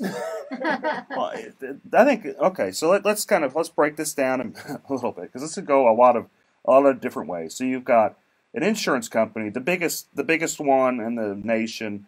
People wonder why I jump up and down and say, "Don't get State Farm; it's the worst one." All my newsletters, #1, say State Farm. They're vindictive. They're going to find any way to take advantage of you. I love their commercials, though, man. I mean, have you seen their commercials? It's good stuff. It is good stuff. You clip, put your heels together, and then say, and they're there when they need the money. But whenever it's time to pay the claim, apparently they aren't. They say, "Too bad, so sad. Call your dad. Go sue us." And if you get a good judge, then they're going to pay $5 billion to kick out that judge to get someone else. It seems like it looks like there was an original case that I guess the plaintiffs won about $8 billion, and so the case was already won, and it looks like they went back, got this judge on the bench, and allowed this judge to then go back and undo the case. Well, of course. That's pretty gangster, even for Chicago, even for Illinois. That's pretty gangster stuff. Cheaper than paying $8 billion. Just a little. Absolutely. What do you think about that, Russell? What do you think about State Farm trying to fix a judge? We see that going on in Harris County in the criminal courts. Well, I think people think that can happen, but I don't actually see it happening. But one of the questions I have about that is, if State Farm is being called out on this one, how many times has it happened in the past? That's a great question that I would have about this problem that's presented in Chicago. I see it every day, folks. I see it all the time, every day with State Farm. So I'm just gonna tell you about it. If State Farm does you wrong, you hire an attorney, you sue them. Your choices are take it to the box or walk away. And that's kind of they don't care. They make you try cases. They'll spend, the last one I tried, they spent maybe $400,000 or $500,000, and this is over like a $10,000 dispute, folks. It's not over much money. It's over $10,000. They didn't pay the guy to replace his roof after there was storm damage that happened up in the Dallas area, he was upset. He's like, I've been paying into State Farm for all this time, and I figure the least they do, I've been paying them, $3,000, $4,000, $5,000 a year. At least they do is pay to fix my roof. But no, they made him take it to the box. 3 years later, we had a trial. So it happens all the time. What their strategy is to just blow you out of the water. If they'll depose every single person. If you have an attorney proving up attorney fees, they'll depose you. So, y'all do, Cynthia, you do family law, right? Doing family law, I just have, you prove up attorney fees all the time. Either the husband will say, you made me do this stuff as a portion of equity since we're married, pay for my attorney fees. Or the wife, or there'll be a child support little fight. And it's like, you're making me have to do this, pay up my attorney fees. That's correct. Happens all the time, every day. Every day, somebody wants to find out, make sure that it's an equitable amount of attorney fees that are being paid on both sides. And there's some situations where you're entitled to the attorney fees. So if you file a motion for enforcement and you're successful, and when I say enforcement, that means, let's say your baby mama, to use a phrase, is not allowing you to see your kids according to an order. Well, judges don't like that, especially here in Harris County. We've got some really great family law judges on the bench right now. We do. And you're entitled to your attorney's fees if that judge feels that there was a violation of that order. So in those cases, how many of those cases have you seen? Just a guess. How many have you done in your life of those type of cases? I can't even count it. Like thousands, tens of thousands? I wouldn't say thousands. I'm not that old. But you'd say hundreds. I would say probably about 100 at this point. Right, and then each week you've seen it 2, 3, 4 times, right? Yes, at least each week, 2, 3, just depending on our schedules. How many times has the opposing counsel thought it would be a good idea to depose someone over the attorney fees? Absolutely none. In fact, we barely question each other most of the time if they're fairly reasonable on your hourly rate. At this point, isn't it? That's correct. Right. It's accepted practice on this point, especially on those types of cases. Now, what shocks me, get this, every single time I take a State Farm case to the box, they spend 3, 4, and this is nice, 3, 4, 8 hours deposing me over attorney fees. 8 hours. We call that being a bully. They're trying to intimidate and they're trying to make a point, and they're using you as part of it, obviously, because if one attorney says it's not worth it, then maybe the next person won't take a State Farm case. It's a deterrent on their part. Correct. They know that if they start doing it across the way, because obviously you have friends that are plaintiff's attorneys, just like we have friends that are family law attorneys and criminal law attorneys, and so we talk. And there's certain cases in certain courts, which I won't say, that I may charge a little bit more because I know it may be a little more difficult to deal with. And I'm sure you and your friends discuss State Farm ad nauseum. Well, the good news is there's just not many people that take first-party insurance claims, especially with the current laws in place that are exceptionally favorable to insurance companies. You had a 542A that happened, over the last legislative session, where you had Texans for Lawsuit Reform basically bribing people to push that law in place. Just saying, and this is always their excuse, evil plaintiff lawyers, greedy plaintiff lawyers, they're taking advantage of everybody, and I just don't, fair enough. That's just their propaganda. Usually when there's propaganda, there's a reason for the propaganda. And I'm going kind of off on just a tangent. But since we're going off in this tangent, let's run with it a little bit. Another thing I want to talk about. What makes me upset about the State Farm case is my main man, Eric Dick, wasn't the attorney. I was suing for that $250. Man, how much, what's the attorney fees on that? What's the Mexican restaurant we go to? Oh, El Tiempo. Man, think about how many times we could have went to El Tiempo. Lifetime supply. He could have bought an El Tiempo. He could have bought an El in your Tiempo. backyard. That's a pool. Save ourselves some time. Fajitas and margaritas for everyone. No, we just get the little. We're just gonna be getting the little meals. We're ordering off the lunch plate, Philip. We aren't buying no restaurants. There's the kids menu too. There's the kids menu. Yeah. You especially have the kids menu with 3 kids. You can bring the girls; they'll only eat one of them. Okay, so we're going to take a quick break. We're going to be back. We're going to talk about TWIA, Texas windstorm. We're going to talk about the courthouse, state of affairs with family and criminal courthouses. And, of course, we're going to talk about the debate last night with Beto and Ted Cruz. Stay in. Stay with us. Thanks, folks. See you soon. I turned the microphone off. I think I did. I hit off.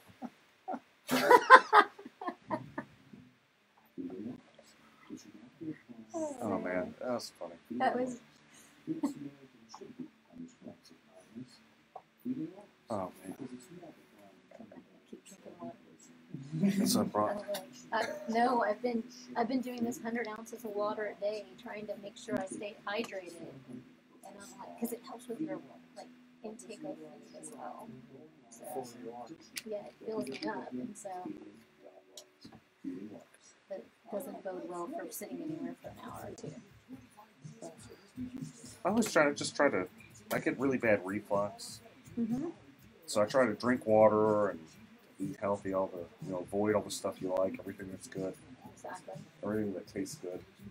It's bad for reflux. Hi, this is Eric Dick, and I think it's important that you know your rights. If your homeowner's insurance company has denied or underpaid your claim, you have the right to hire an attorney. You have the right to call me for a free consultation at 833-7-RIGHTS. That's 833-7-RIGHTS. Don't let your homeowner's insurance company take advantage of you. Call me today at 833-7-RIGHTS. Has your homeowner's insurance claim been denied or underpaid? Call Dick Law Firm at 833-7-RIGHTS. Feeding rocks. It should not be a crime to feed the homeless. Feeding rocks. A good Samaritan shouldn't be punished for acts of kindness. Feeding rocks. Because it's more of a crime to turn your back on a starving person. Feeding rocks. You shouldn't go to jail for sharing food. Feeding rocks. You can't in good conscience let a hungry person starve. Feeding rocks. Help us legalize charity. Go online and sign the petition. www.feeding.rocks. Feeding Rocks.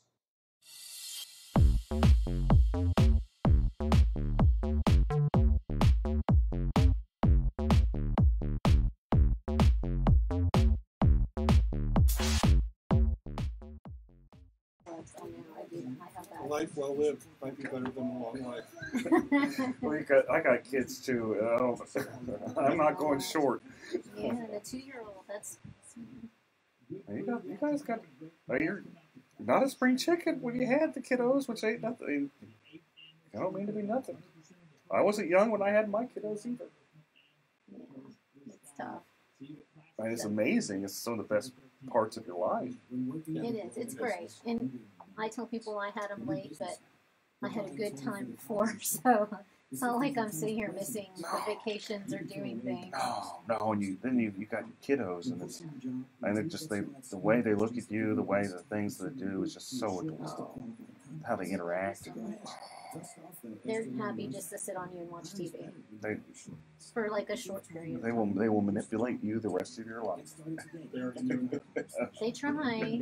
They try. Very much the Hispanic mama, so. And people laugh at me, but I'm like, you take my kids in public, they eat out once or twice a week, and we don't have issues. Oh, yes. Nothing's wrong with that. I sit there. I may not eat, but it's just to train them as they get older so they know how to behave when you're in public, because we eat out probably 2 or 3 times a week with them. And then ourselves, forget it, we eat. Nothing's wrong with that. And y'all you're in the swamp. You're chugging along. You got like doing family law and criminal law. That's tough. That's tough work. Slow down. We had them in the NICU for 6 weeks. They were home for 2 weeks when we tried a sexual assault case in Galveston. So we were leaving them at 7 with the nanny and getting back at 7 and then taking care of them, and they weren't sleeping through the nights. So we were We were living on an hour and a half to 2 hours of sleep a night while we tried the sexual assault case. It was crazy. I think about it now, and I can't even believe we survived. It's awesome. It's just awesome in itself, and that y'all are able to push a successful law firm, and you got 3 kiddos, like young kiddos, and just doing it. I mean, you aren't sleeping, but you're doing it. Well, we have a lot of, we have extended family. My family, I come from a very big family, and so they help out quite a bit. And then, like today, I was lucky my secretary's daughter had early childhood development as her major, so she's in student teaching and not making money. So she's happy to come over on Saturdays and take care of the kids for us for a few hours for not that much. And I mean, otherwise that would be coming here. You know, our family wants to do things with their families too. No. My mom's playing with my kids now too. I mean, we're lucky. A lot of people don't have extended family to help, so I'm very, very blessed. Getting close. So just push on, right? Y'all tell me when, and I'll do on.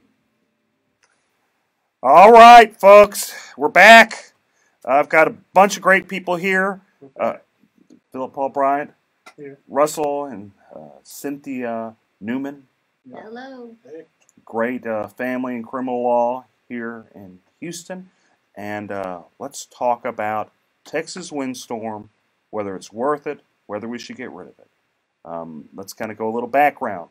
Texas Windstorm is the insurance company of last resort along the coast.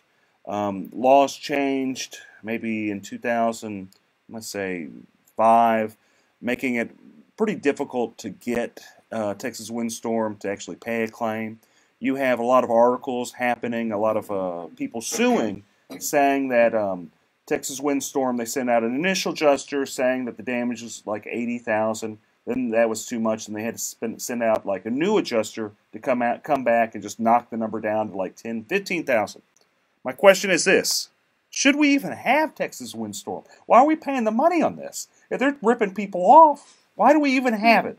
Why are we even dealing? Why? You're the insurer of last resort, from what I read. Well, I don't. Okay, so I hear you saying it's the insurer of last resort, but you got to keep in mind. Here's kind of the beauty of it. There's also lender-placed policy, so if you didn't have insurance, the lender would automatically, that would kick in. And I'm not saying it's better, because actually it might be like just slightly better if you're able to sue them. They always argue that you don't have standing, but it's much better insurance than Texas Windstorm, because it's comprehensive, and I'm sure there's the same level of corruptions there. I'm not doubting that, but I guess the question is it better? Because I'm not even sure. What do you think, Philip? So this is something that taxpayers have to pay for. Mm-hmm. Yes. Oh yeah. And it kicks in if your current policy doesn't work. No, if you are off the Gulf Coast and you want insurance, there are some insurance companies now that do sell. Private insurance companies. Swift is one. Just an interesting name for insurance company on the Gulf Coast.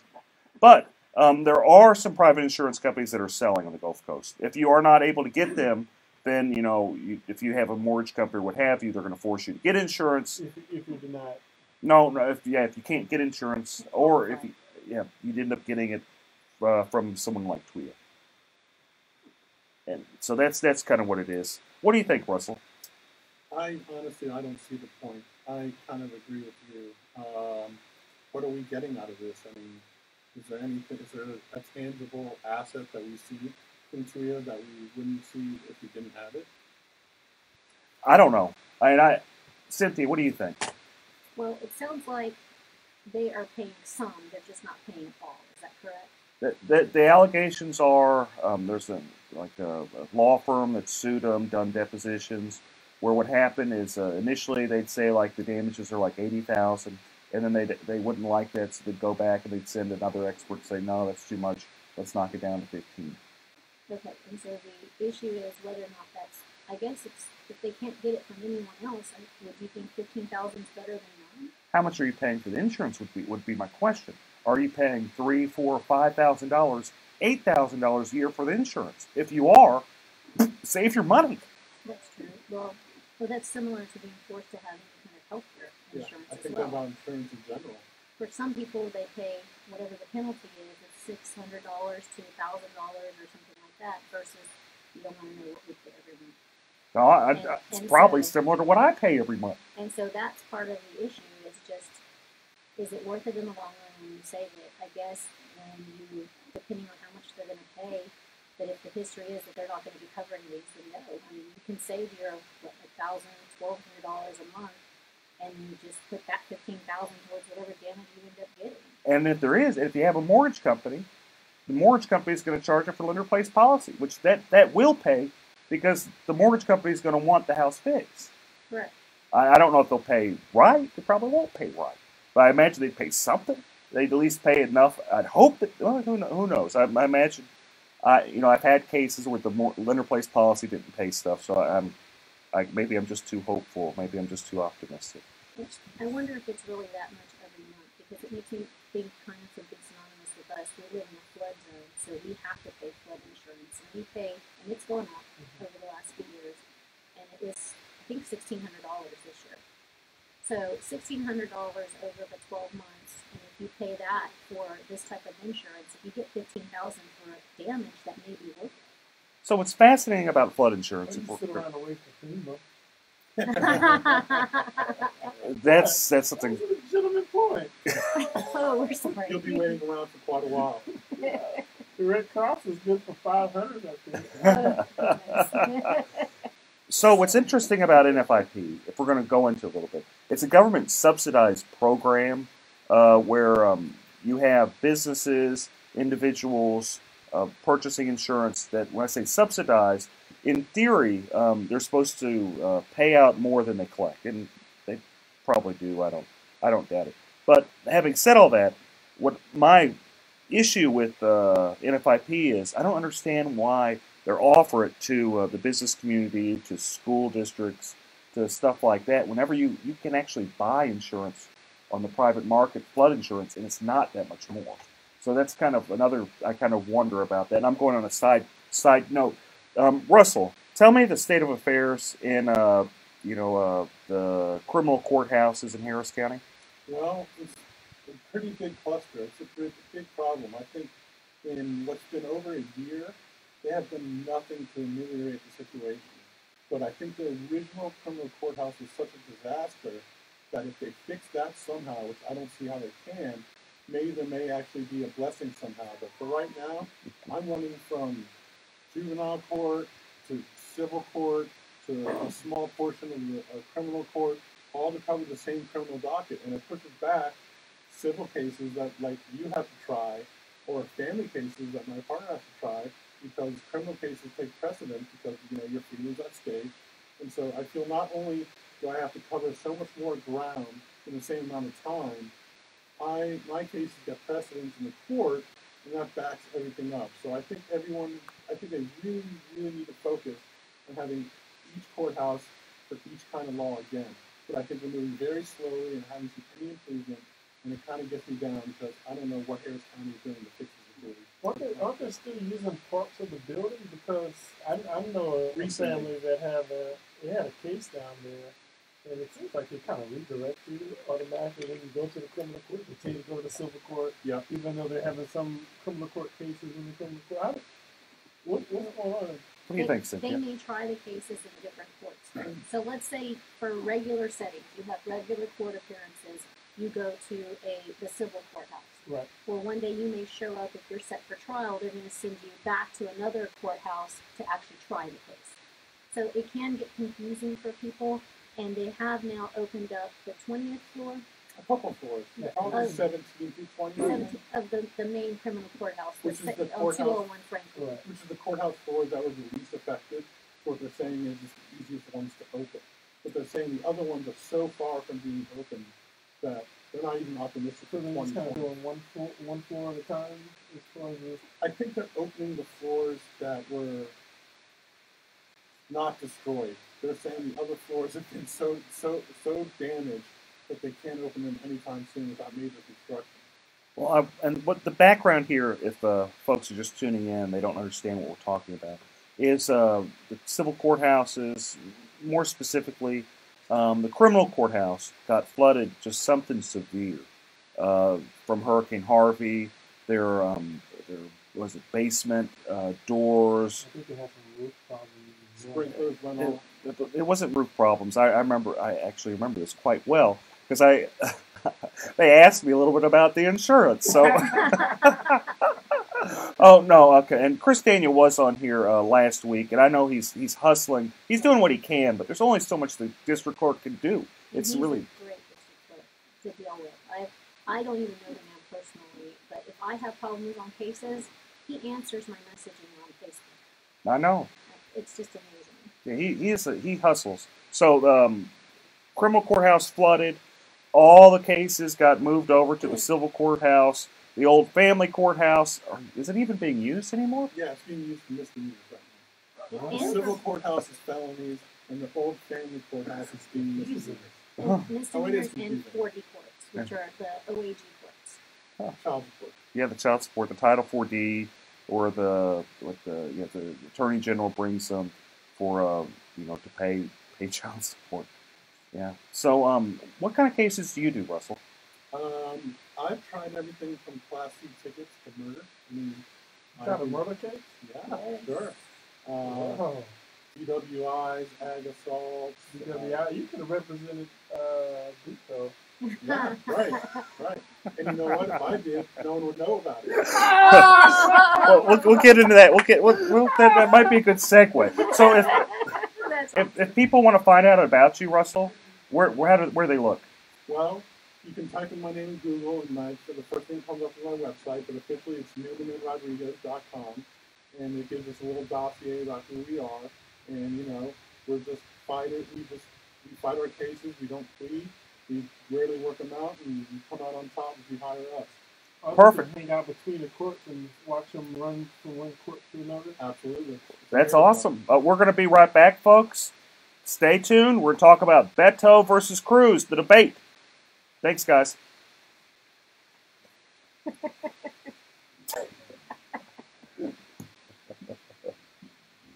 Oh, God. She keeps me on track. The thing is, sometimes I'll forget. I won't catch it. It's just like, you gotta take a break. You want to hear the news? Yeah, they say 2020 is optimistic, by the way. So it fits any of the No, I don't doubt it. I don't. So that's thinking 2021, 2022. It's saying 2020 is optimistic. My hope is that they actually. The problem with the criminal courthouse. Well, there's a lot of problems with the criminal courthouse. But the biggest problem that I saw is that you couldn't get into the darn thing. So if they are repairing it, I hope they actually fix it so you can actually go up the elevator. I think they have to do it right away. How much are they spent? Might be good to start from the back. Definitely. Because I mean, the structure is already flawed as it is. Somebody shut the whole building down? Yeah. You know how long does it take you to get to the Gulf Cities? Sometimes it's even if I'm on bond, don't blame them. My time could be surrendered and revoked, and I'm going on time. You gotta come and you got a big line from the courthouse. That's just what happened to someone. I was in the DBA, and they went through the metal detectors and everything at the Silver Courthouse. They told them they needed to go to the criminal court. They went over to the criminal court. They said, no, you need to go back to the civil court. And by the time they got back, the line was like around the corner. And I'm pretty sure that they got their following up. Yep. That's insane. And they wonder why why people have big problems with criminal justice. They wonder why people are upset with criminal justice. Yeah, I have to. Right, you were there on time. They tell you to go to the wrong building, and now they revoke your bond and put you back in jail. That's you got to show up to court for 2 hours. They wonder. Huh. Smoking always affected my daily life because I was a closet smoker. It really bad. And my boss is saying that I can get through, so I didn't put any of the odor of smoking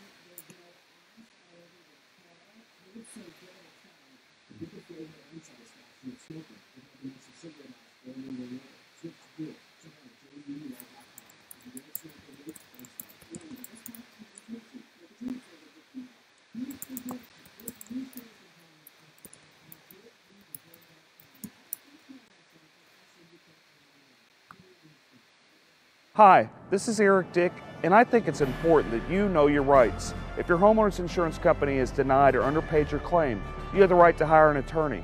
You have the right to call me for free consultation at 833-7-RIGHTS. That's 833-7-RIGHTS. Don't let your homeowner's insurance company take advantage of you. Call me today at 833-7-RIGHTS. Has your homeowner's insurance claim been denied or underpaid? Call Dick Law Firm at 833-7-RIGHTS. Feeding rocks. It should not be a crime to feed the homeless. Feeding rocks. A good Samaritan shouldn't be punished for acts of kindness. Feeding rocks. Because it's more of a crime to turn your back on a starving person. Feeding rocks. You shouldn't go to jail for sharing food. Feeding rocks. You can't in good conscience let a hungry person starve. Feeding rocks. Help us legalize charity. Go online and sign the petition. www.feeding.rocks. Feeding Rocks.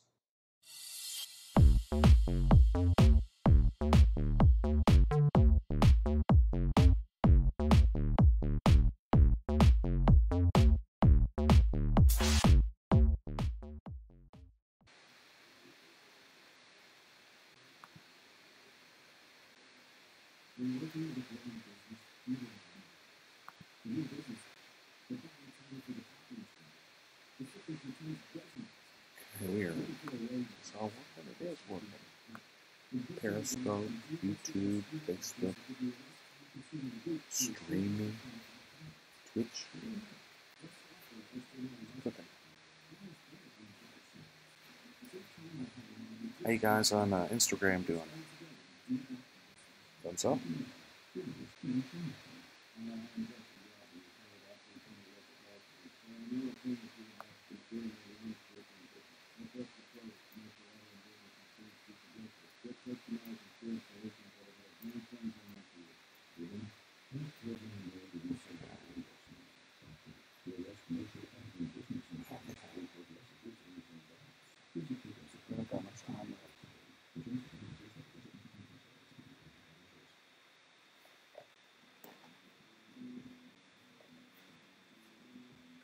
I just can't believe they just let me have this show. I think they're just gotten desperate at KPRC. Find some poor lawyer on the side of the street and then just give them a show. We'll host for food. Yeah, well, that's right. That's the sign I had. Thanks, guys. I'm back. Eric Dick. Let's just kind of jump into it. Beto versus Cruz. What do you think, Russell? What do you think of the debate that happened last night? I think Beto really has a good campaign on his hands. I think there are many people that are coming to my house day after day asking me to sign for them, and there's more signs on every lawn. I keep getting text messages. Yeah, I get text messages too. You know, he's really trying, and he has this grassroots campaign, but I don't think he's going to beat Cruz. I don't think he has what it takes. I think he's likable, but I don't think he doesn't have the experience. He doesn't have the experience. He doesn't have the aura about him to be our next senator. Since when did his experience become a requirement to win an election? I guess not. What are you talking about, man? Just in comparing the two, when you Right. look at the two of them, when you're trying to determine which do you feel will win in the long run, it just seems like Cruz seems more together. Now, I'm not saying we're supporting either. We're not getting into that drama here. Well, in my opinion, I'm just talking about as far as the ability to get out the vote, make sure your voters, make sure your base shows up for the election. That's who determines. I mean, because there's a lot of great judicial candidates on the ballot. Phenomenal. Sherry Dean, John Schmoody. Alicia York, yes. Millard. Yes. Prime. It's Prine. Judge Prine is on there. Charlie. Right, but it's Charlie. Oh, Hi, Judge Charlie? Prine. He's probably watching. If you're listening, hi, he Judge probably Prine. is. He probably is. Just kidding. Just kidding. Oh. Yes, there are a lot. But it's not based on that. It's based on who gets the people out to vote. I mean, right. All those judges are in jeopardy of losing their jobs. Absolutely. If the Republican base doesn't get out there and kick butt, or if the Democrats are some way super motivated to come out to vote. Well, I see some of the judges that are really trying. They're going a little bit further than normal because I think they really do feel that they need to just advocate for themselves. And I think they're right. Just me sitting on the sidelines here, I see that I've never seen so many signs. I've never seen so much support for a Democrat running for U.S. Senate. I'm not saying he's going to win because he's not. He doesn't have the ability to get Republicans to support him, and unfortunately, Texas is at least 2/3. I'll be generous and say 60% Republican. And I'm not saying the Republicans like Ted Cruz, because a lot of them don't. Shockingly, a very large amount of them don't.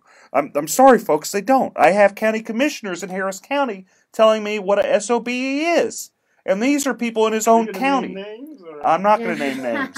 Not this You're not time. safe on this show.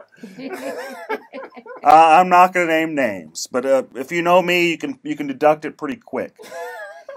But I have 4 of them. I know there's only 4 of them. But anyway, my point is this: is that for Beto to win, and I think he had more of a shot prior to the debate. But for him to win, he has to have crossover appeal. When all he did is he showed he was a liberal Democrat. Correct. Moderates wanted to vote for him. They still don't like Ted Cruz. I don't know whether they're going to vote or not. Independents, they don't particularly like Ted Cruz, but they're afraid of Beto because he's a socialist. And maybe he's not per se a socialist, but he's very, very liberal, and that can't be denied. So that's it. I think the race truly is Beto's to lose, and he's losing it. And you think if he was in the middle, he'd have a greater shot at that point? I absolutely think he could win. He'd win. I think if he just told Republicans, "Hey guys, look, I'm Christian. I know I don't like abortion. I don't really support abortion, but I think you should have you should work there, or at least say, look, I'm just a senator. I'm not going to touch those rights. What I'm first as a Texan, I care about helping people." And I care about keeping us secure. If he didn't have to say, I support building a wall. He just had to say, I understand that something needs to be out there to secure our borders, to take care of us as Texans. And he was right about not having a wall, dividing your property. That happens along the border. You have the government actually build a wall and separate your property, where he's right on that. He is. You shouldn't have government going there and putting a big wall in the middle of your property. Correct. Taking away your real estate. Probably pay your rent. If they would, I wouldn't mind the wall. Right. Chip in. So he's not off on that. I do support a wall being built. I just don't think you should destroy people's property building the wall. Well, I thought he did a really good job of comparing him to Hillary. He kept Ted Cruz? Ted Cruz. He kept saying you and Hillary, which is a really good strategy in my opinion. And he also started talking about him not being lockstep with Texas. That's not what he tried to almost make him the outsider, which I thought he did a really good job. But what Ted also did a good job is acting like a jerk. And that's what he's really good at. And I don't mean to be anything, but whenever you had Beto at the very end try to be nice and Ted kind of being a little sarcastic, it didn't help him. There's a reason why this race is as close as it is. There has to be a reason why. And I don't buy into a bunch of liberals pouring money into it, because that happens all the time. The reason it's so close is because Ted Cruz is not likable. Correct. And the reason he's not likable is how he treats people. And this is what I tell all the politicians I meet, all the great judges that we named before. How you treat people, how you treat the people in your court, how you treat people that you don't even expect. That plays a giant role in politics. And life. And life, and right. Business, and everything. Yeah. It resonates. It does resonate. Well, almost 4 million people did vote for Hillary Clinton, by the way.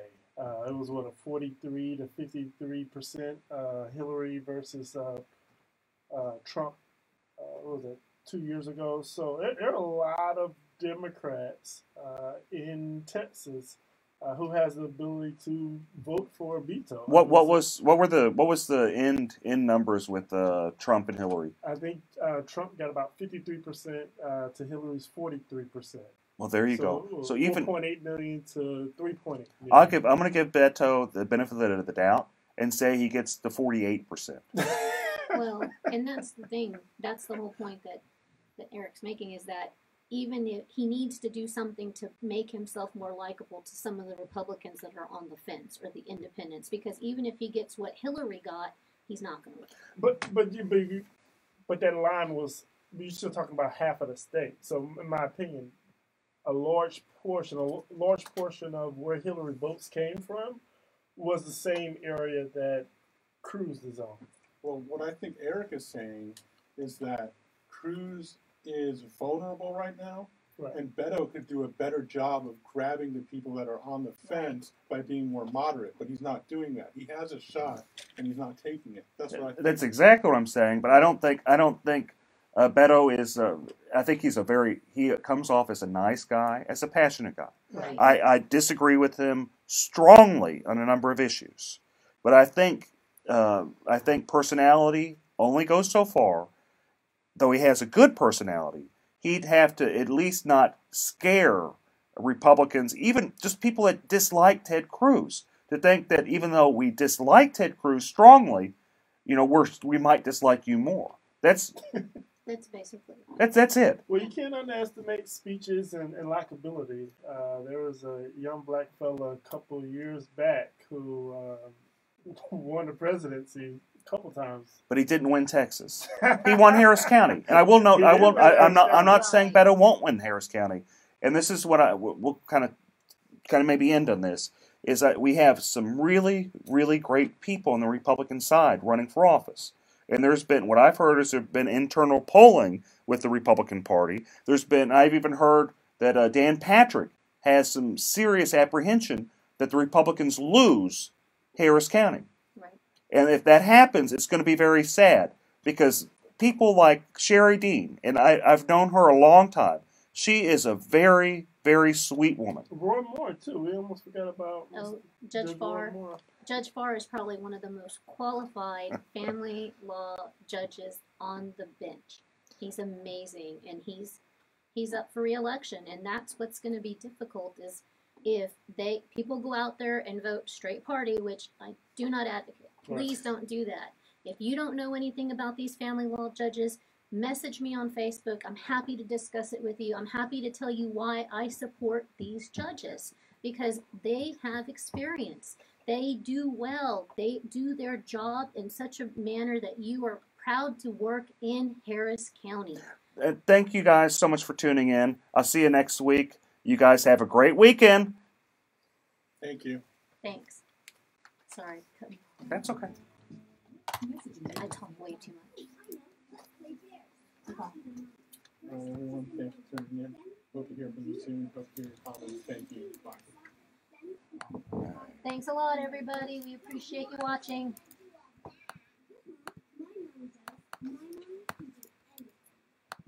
Okay, got that still learning this.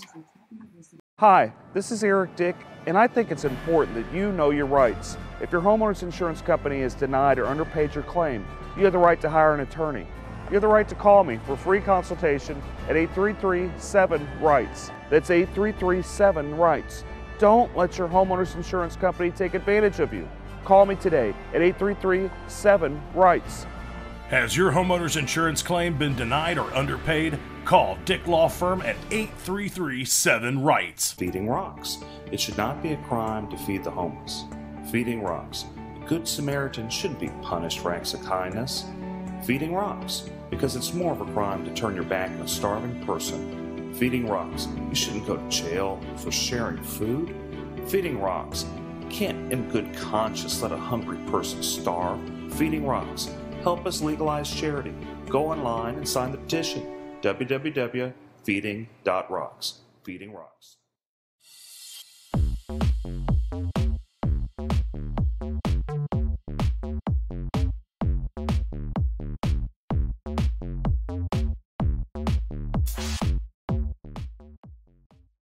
Listen up by going to FoxNewsPodcasts.com. Tucker Carlson. So much barking and noise and yelling. Our role is to take 3 steps back and discern what really matters. Sean Hannity. The most important thing that we are looking out for the forgotten men and women in this country. Laura Ingraham. They're going to get straight. If y'all can't sit here all day online, make sure y'all go onto the iHeartRadio media app, KPRC 950, or just tune into your radio, 950 AM. A lot of good stuff today. A lot of good stuff. But it's only 30 minutes, so make sure y'all tune in. If you're going to get some calls in, 713-212-5950. Finally forbidding insurers from discriminating against or denying coverage to Americans with pre-existing conditions. The GOP spent 8 years presenting to repeal the law, even forcing a government shutdown. Hey, Karen. Hey, little Tim. A California college ready to shell out hundreds of millions of dollars to settle lawsuits. The University of Southern California says it'll pay out $215 million to settle claims of sexual abuse by a school gynecologist. That settlement would compensate individuals. And as always, today's segment brought to you by Bragg's Organic Apple Cider Vinegar, all natural drink. And we got the right one today, apple cinnamon. Dick, where's your Topo Chico? I got a little Topo Chico right here. You got it? Let's make sure you got it. Got it? I got a Topo Chico. David, what are you drinking, man? Starbucks. Ah, come on, man. It's a Frappuccino. Yeah. He's got the Frappuccino. He's frapping it. Oh, man. What a rush. Sorry, Shannon. We were rushing. Shannon, you get a car. We didn't give me a badge. Yeah. Barely did it. Okay. 7,000 members of the 2nd Marine Expeditionary Force are believed to have Hey, y'all. as Hurricane Florence closed in last month. Oh, it's going to be a juicy show. It's going to be a short show, but it's going to be juicy. 30 minutes, huh? Yeah. So we have one break around 14 to 18 again. And then 27, 26 more going. Pick us up. So we're going to go into, what do you want to talk about? Oh, first let's start about, there's a new suit. Well, first let's talk attack him again. And I'm Joe. Attack him. Oh, yeah, I could attack him. And then we'll talk about the suit against the city for the largest gun show in the country is over the drag queen show. Yeah, they got to watch out. They might get in trouble on that for anti-slap. How you going to get around anti-slap with that? Good afternoon. Watch out for an accident on the North Freeway northbound and the North Loop. This has 2 left lanes blocked. I haven't seen the pleadings. Some good news, that accident we had on the North Freeway southbound equipment has been cleared. Traffic is winding in that area, adding about 30 minutes to your commute. I'm Eunice Garcia, the 24-hour traffic center. Okay, cool. Scanned pizzas out for a limited time. And then we'll talk about Sylvia some more. Yeah, we do need to talk about Sylvia, though. We got the rest of the affidavit, and we can talk about the Chronicles of Hypocrisy because they endorsed her after being one of the lead publications on this Me Too and Kavanaugh stuff. Go to Danny and his friends. Take a break from After the first break, we're going down. After the first break, we're going to you with the about immigration law and how it ties in and stuff right here. KPRC. We'll make it fit. Opinions provided on the Eric Dick Show are for information.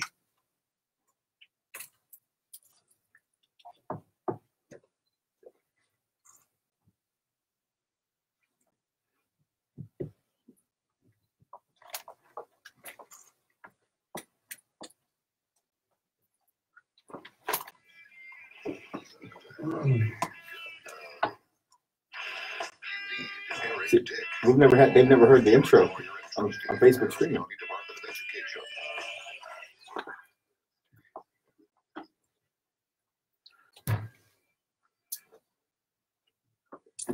All right, folks, we're back to a spicy show here today. It's going to be fast and furious Eric Dick Show with my co-host and wingman, Chris Carmona.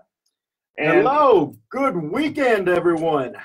It is going to be a great show. Okay, we had a lot happen this week. We had, Touchy Sylvia. We got the rest of her affidavit where, she's talking about some rash she has, and she has a clerk, which she's a municipal judge, and she, starts telling the clerk, hey, I got this rash on my leg. You want to see it? And the clerk's like, well, no, not really, Sylvia.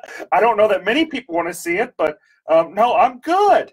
And she was good. And that's the thing. I mean, when we left off last week, I mean, we had limited information on this affidavit, but we have procured the remainder of the affidavit, and it just gets even worse. I mean, there was trips to Nashville where she was just taking advantage of her allegedly aggressively inside this hotel room.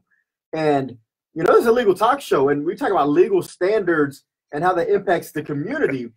Well, I remember a couple of weeks ago, the Houston Chronicle made it a point to make sure that our Supreme Court of the United States candidate, now Justice Kavanaugh, was put through this ringer and even made a point to publish different opinions and editorials where it said that, you know, if you're accused of these things, you're not fit for these types of positions. So with Sylvia being accused of these types of allegations, it's surprising that they came out and endorsed her this week. What's going on? Well, you know, it's a quote, Erica Grinder from the Houston Chronicle. It's dead and irrelevant, and no one cares. And that's actually from a reporter. So you know, what's interesting with the whole Kavanaugh thing is you had a woman, and she was sincere. I know there's people that, you know, have different opinions, but she seems sincere that something happened to her. Maybe we aren't sure what happened, but something happened, and she seems sincere about it. Just as the level of sincerity in that affidavit. I mean, and they go into a lot of detail. And it's pretty folks. detailed. I mean, these are things that have been sitting on and no one's come forward. Apparently, Ms. Gutierrez had actually made these complaints before, but it fell on deaf ears. And that's the problem I see with the city of Houston, is that they pick and choose who they actually want to move forward with these types of allegations. And I think that's something that falls back into the city council and also the mayor, because we have to stop that culture of siding with some, whether it's political or not, or it's just friendships. If these allegations are being thrown out there, you got to act on those. I mean, if not, you open yourself to all types of liability in the employment field, right? Yeah, you're right. And didn't if I remember right, reading that affidavit, didn't one of her like staffers kind of walk in and go, whoa, I don't want to see this, turn around, like beeline right out, open the door, unlocked it, and said, whoa, made a U-turn and got back out of there. I mean, so there's been witnesses to these allegations or to these events, and I'm just shocked and appalled that for the Houston Chronicle to come out and say, you know, we're going to lead the movement and making sure that people have a voice and people who have these allegations, they're going to be heard, to come out with no hesitation and endorse against Philip Aronoff in the congressional race in CD 29 over in the east side of Harris County. Or they could have just done no endorsement. And they could have just done, they could have said, you know, well, look, we're going to be the bigger person. These allegations with Sylvia, they're pretty sincere. You know, and just so the listeners know, this is, you know, the former county commissioner, former state senator, Sylvia Garcia. What she did is she took off her, allegedly, which is probably not very alleged, but anyway, she took off her pants, said, hey, you know, I got a rash, to one of her clerks, you know, ran around in her panties. Another one of her staffers kind of came in and kind of was freaked out and beelined out of there and just completely harassed this poor girl. I mean, if I did this type of stuff at my business or even at the Department of Education, it'd be all over the news. Oh, it would be. It would be lawsuits left and right, all over the news. Every single media publication in the city would be covering that. And again, I'm just shocked at that. And, you know, I hope that, you know, people put politics aside, because, again, this has a lot more weight in this story with specific details than we saw with Kavanaugh. And I hope the Democrats actually hold Sylvia Garcia accountable. And there may be some infighting that results from this, with early voting starting on Monday. And so we'll just have to see on that. But with infighting also comes another person we need to talk about. The turmoil hasn't stopped with our county judge. Oh, hunker down? Hunker down. You know, last week he had came out and endorsed the Democrat candidate for lieutenant governor, and there was some minor backlash from some of the candidates down ballot in Harris County, the Republican candidates. And there hasn't been any backtrack. If anything, it's been a double down on the statement of saying, I said what I said and I meant what I said. You know, how's that going to affect everybody? How's that going to affect the courthouses? Because, you know, in 2008, we saw a huge wipeout. 2012, we saw it again, a wipeout. 16, another one, sweep every 4 years. On Ed Emmett is just kind of the reaction. It's really the fault of the local party, the complete mismanagement by the local Harris County Republican Party, and the arrogance of Ted Cruz. And you got to realize that Beto is the result of just utter arrogance of Ted Cruz being just elected, runs for president, just ignores everybody. I mean, Beto, he's done a decent job. He's not going to win. I don't think he's going to win. I think it'd be surprising if it'd be a shocker. But stranger things have happened. But Beto wouldn't have nearly as much following if Ted Cruz would have done his job, and also been a nice guy. And everyone tells me in the Republican Party that's around him. I mean, some people do like him, and they jump up and down and say we like him. But there's a surprising amount of people that say he's a jerk. I don't want to be around him. He's not connected to the people he was when he campaigned first in 2012. He's kind of separated himself with more of an elitist attitude is what I hear. And then I also heard last night that there was a Kingwood Tea Party gathering, candidate rally, and apparently that was the buzz around the room. Is anybody going to hold Ed Emmett accountable for this statement? And is that going to really hurt the down ballot judges? I think it will. I think it will. I think it'll hurt the judges, but you got to also remember that Lloyd Oliver, he did something similar, actually a step back, maybe 4 years ago whenever he ran for DA, and the Democrats just kicked him right off the ballot. Yeah, and there's been some great articles about that by Charles Blaine and also Kerry Cheshire. They made some mention on this, and they were asking people, hey, what's going to happen here? Oh, nothing's going to happen because Emmett's tied in with the local party that's incompetent. Yeah, it is. And more to come on the Eric Dick Show. A shortened segment today. We only have half an hour. We got to get to y'all some sports programming. But y'all sit right there, and we'll be right back. Thanks, folks. See you shortly. We'll come in, go in with you for probably another 10, 12, and we'll be done. Yeah. So what do you feel comfortable talking about? Like what area are you just be like, man, I know this, I'm dynamic on this, and boom. Just anything immigration is good. We do all types of immigration. We do business, we do family, we do removal. So anything that you want to talk about in terms of any new changes, like right now there's an instant denial that just started in September. Okay. So that means that if you send in a petition, it's wrong, something wrong with it, not all there, so just deny it. And this bad used to, they just refuse it. But denying it is actually right up here. Okay. Then we can talk about this caravan that's coming up and Trump's statement. There's some tough people, and we don't want those tough people coming in. And we can see about they're coming from Guatemala and Honduras. They're trying to go through Mexico. Mexico's actually trying to do their job and secure the border. So we don't want you coming in and filter in. They tore it down and. I'll tie into immigration, and then immigration right there. That's how we do it. I think smoking always affected my daily life because I was a closet smoker. Roseanne, exactly. Someone like the county sheriff should have said something, but he didn't. The guy pays them all. I mean, it's his major funder. There's no him and this guy Weekly.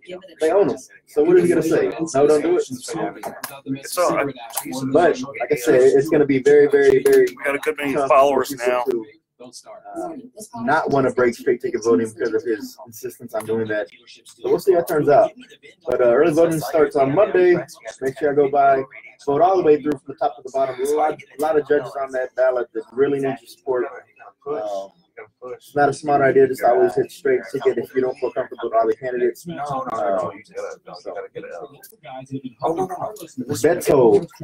fake Mexican. Is he really a fake Mexican or is he just using the name to try to trick people?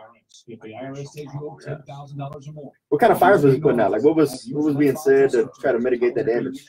I mean, could you really mitigate that? Unless maybe just show some poll numbers and be like, the current poll shows, even with that statement, we're still up about 15%. Anything like that. He speaks his mind.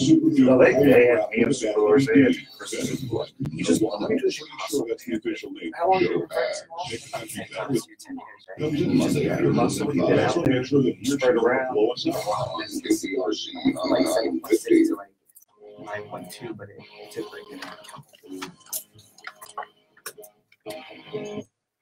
Oh, here we are, folks. If you haven't pulled over and talked to your lawyer, you better do it because we're going to go into some law. And I don't want you guys crying to me because I gave you good advice and you hadn't paid me. So you better go talk to your lawyer before you listen anymore. Okay? And if they're suffering from any type of home damage, car damage, life insurance issues where the insurance company is just not paying, so they call Dick. Better get Dick. Eric Dick. Better get Eric Dick. And so when we left off, I mean, again, there's just so much turmoil going on in this world. But one thing I do have to say is today is my daughter's 14th birthday. Happy birthday, Brooklyn. my mother and sister's birthday. I was about to say, you have a family of birthdays today, too. And it's Mark Lanier's birthday. And Mark Lanier's birthday. So October 20th, mark this down on your calendars, everybody. That's a strong day for birthdays to come out. But other than the birthdays, we have some other exciting news going on in the country, right?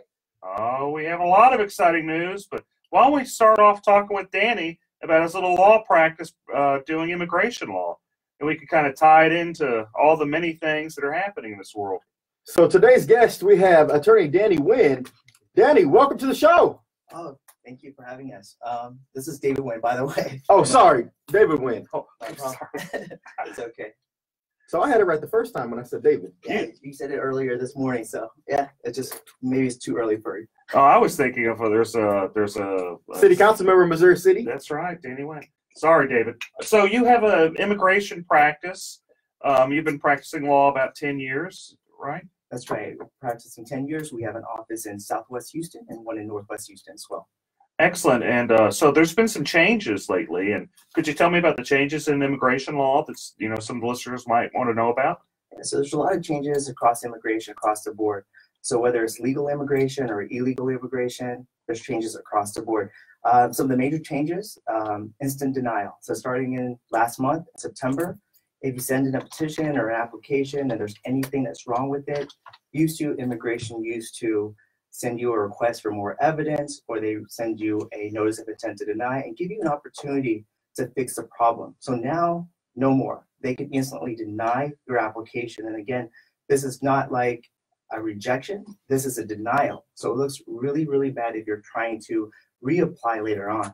So what you're telling me is if someone is, wants to work on their status or, wants to bring someone over or marry someone or what have you, they probably should not do it by themselves.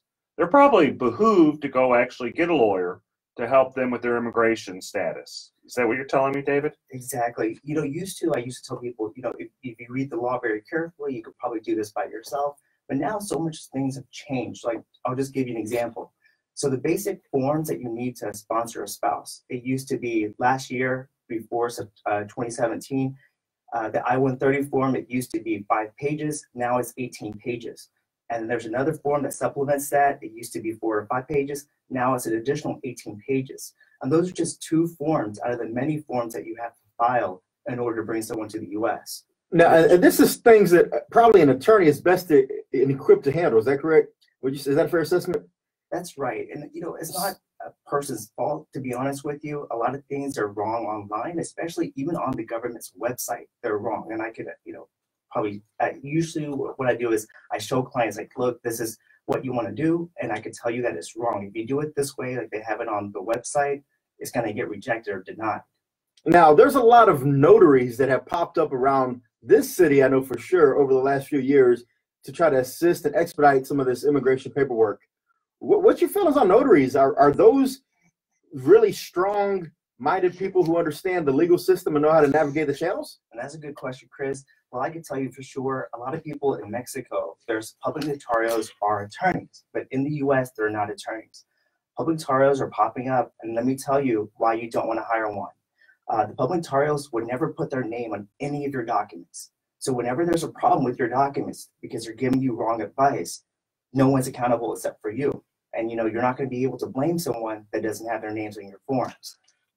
They're charging a lot of cash too, aren't they? They do, but besides this actually being illegal for a notary to practice law, and usually they'll charge at least, near what a lawyer would charge. Sometimes more. Sometimes more. So you're having someone, it's basically you're just going and picking someone off the side of the street and saying, hey, help me with my legal forms. I wouldn't do that. I wouldn't get, someone off the side of the street to represent me, which actually I do. Being an attorney, actually I do hire people to represent me, and anytime anything happens.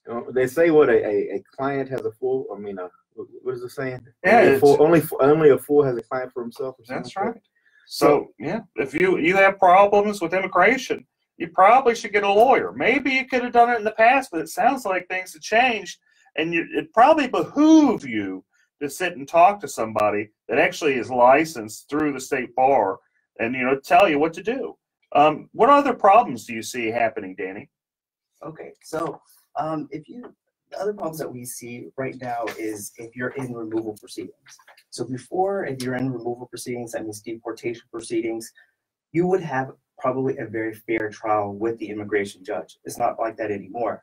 So right now, under Donald Trump, he said that immigration judges have a quota. They're obligated, or they should, try and end at least 700 cases per year. So what this means in reality is that every immigration judge under the quota has to finish a case within 2.5 hours. Think about this for a second. One party has to state the facts of the case, the witnesses have to be called up, the judge has to make a decision, all in the course of 2.5 hours. Some of these cases are asylum cases, meaning that they involve people that have been victims in their own countries. They're going to the US in order to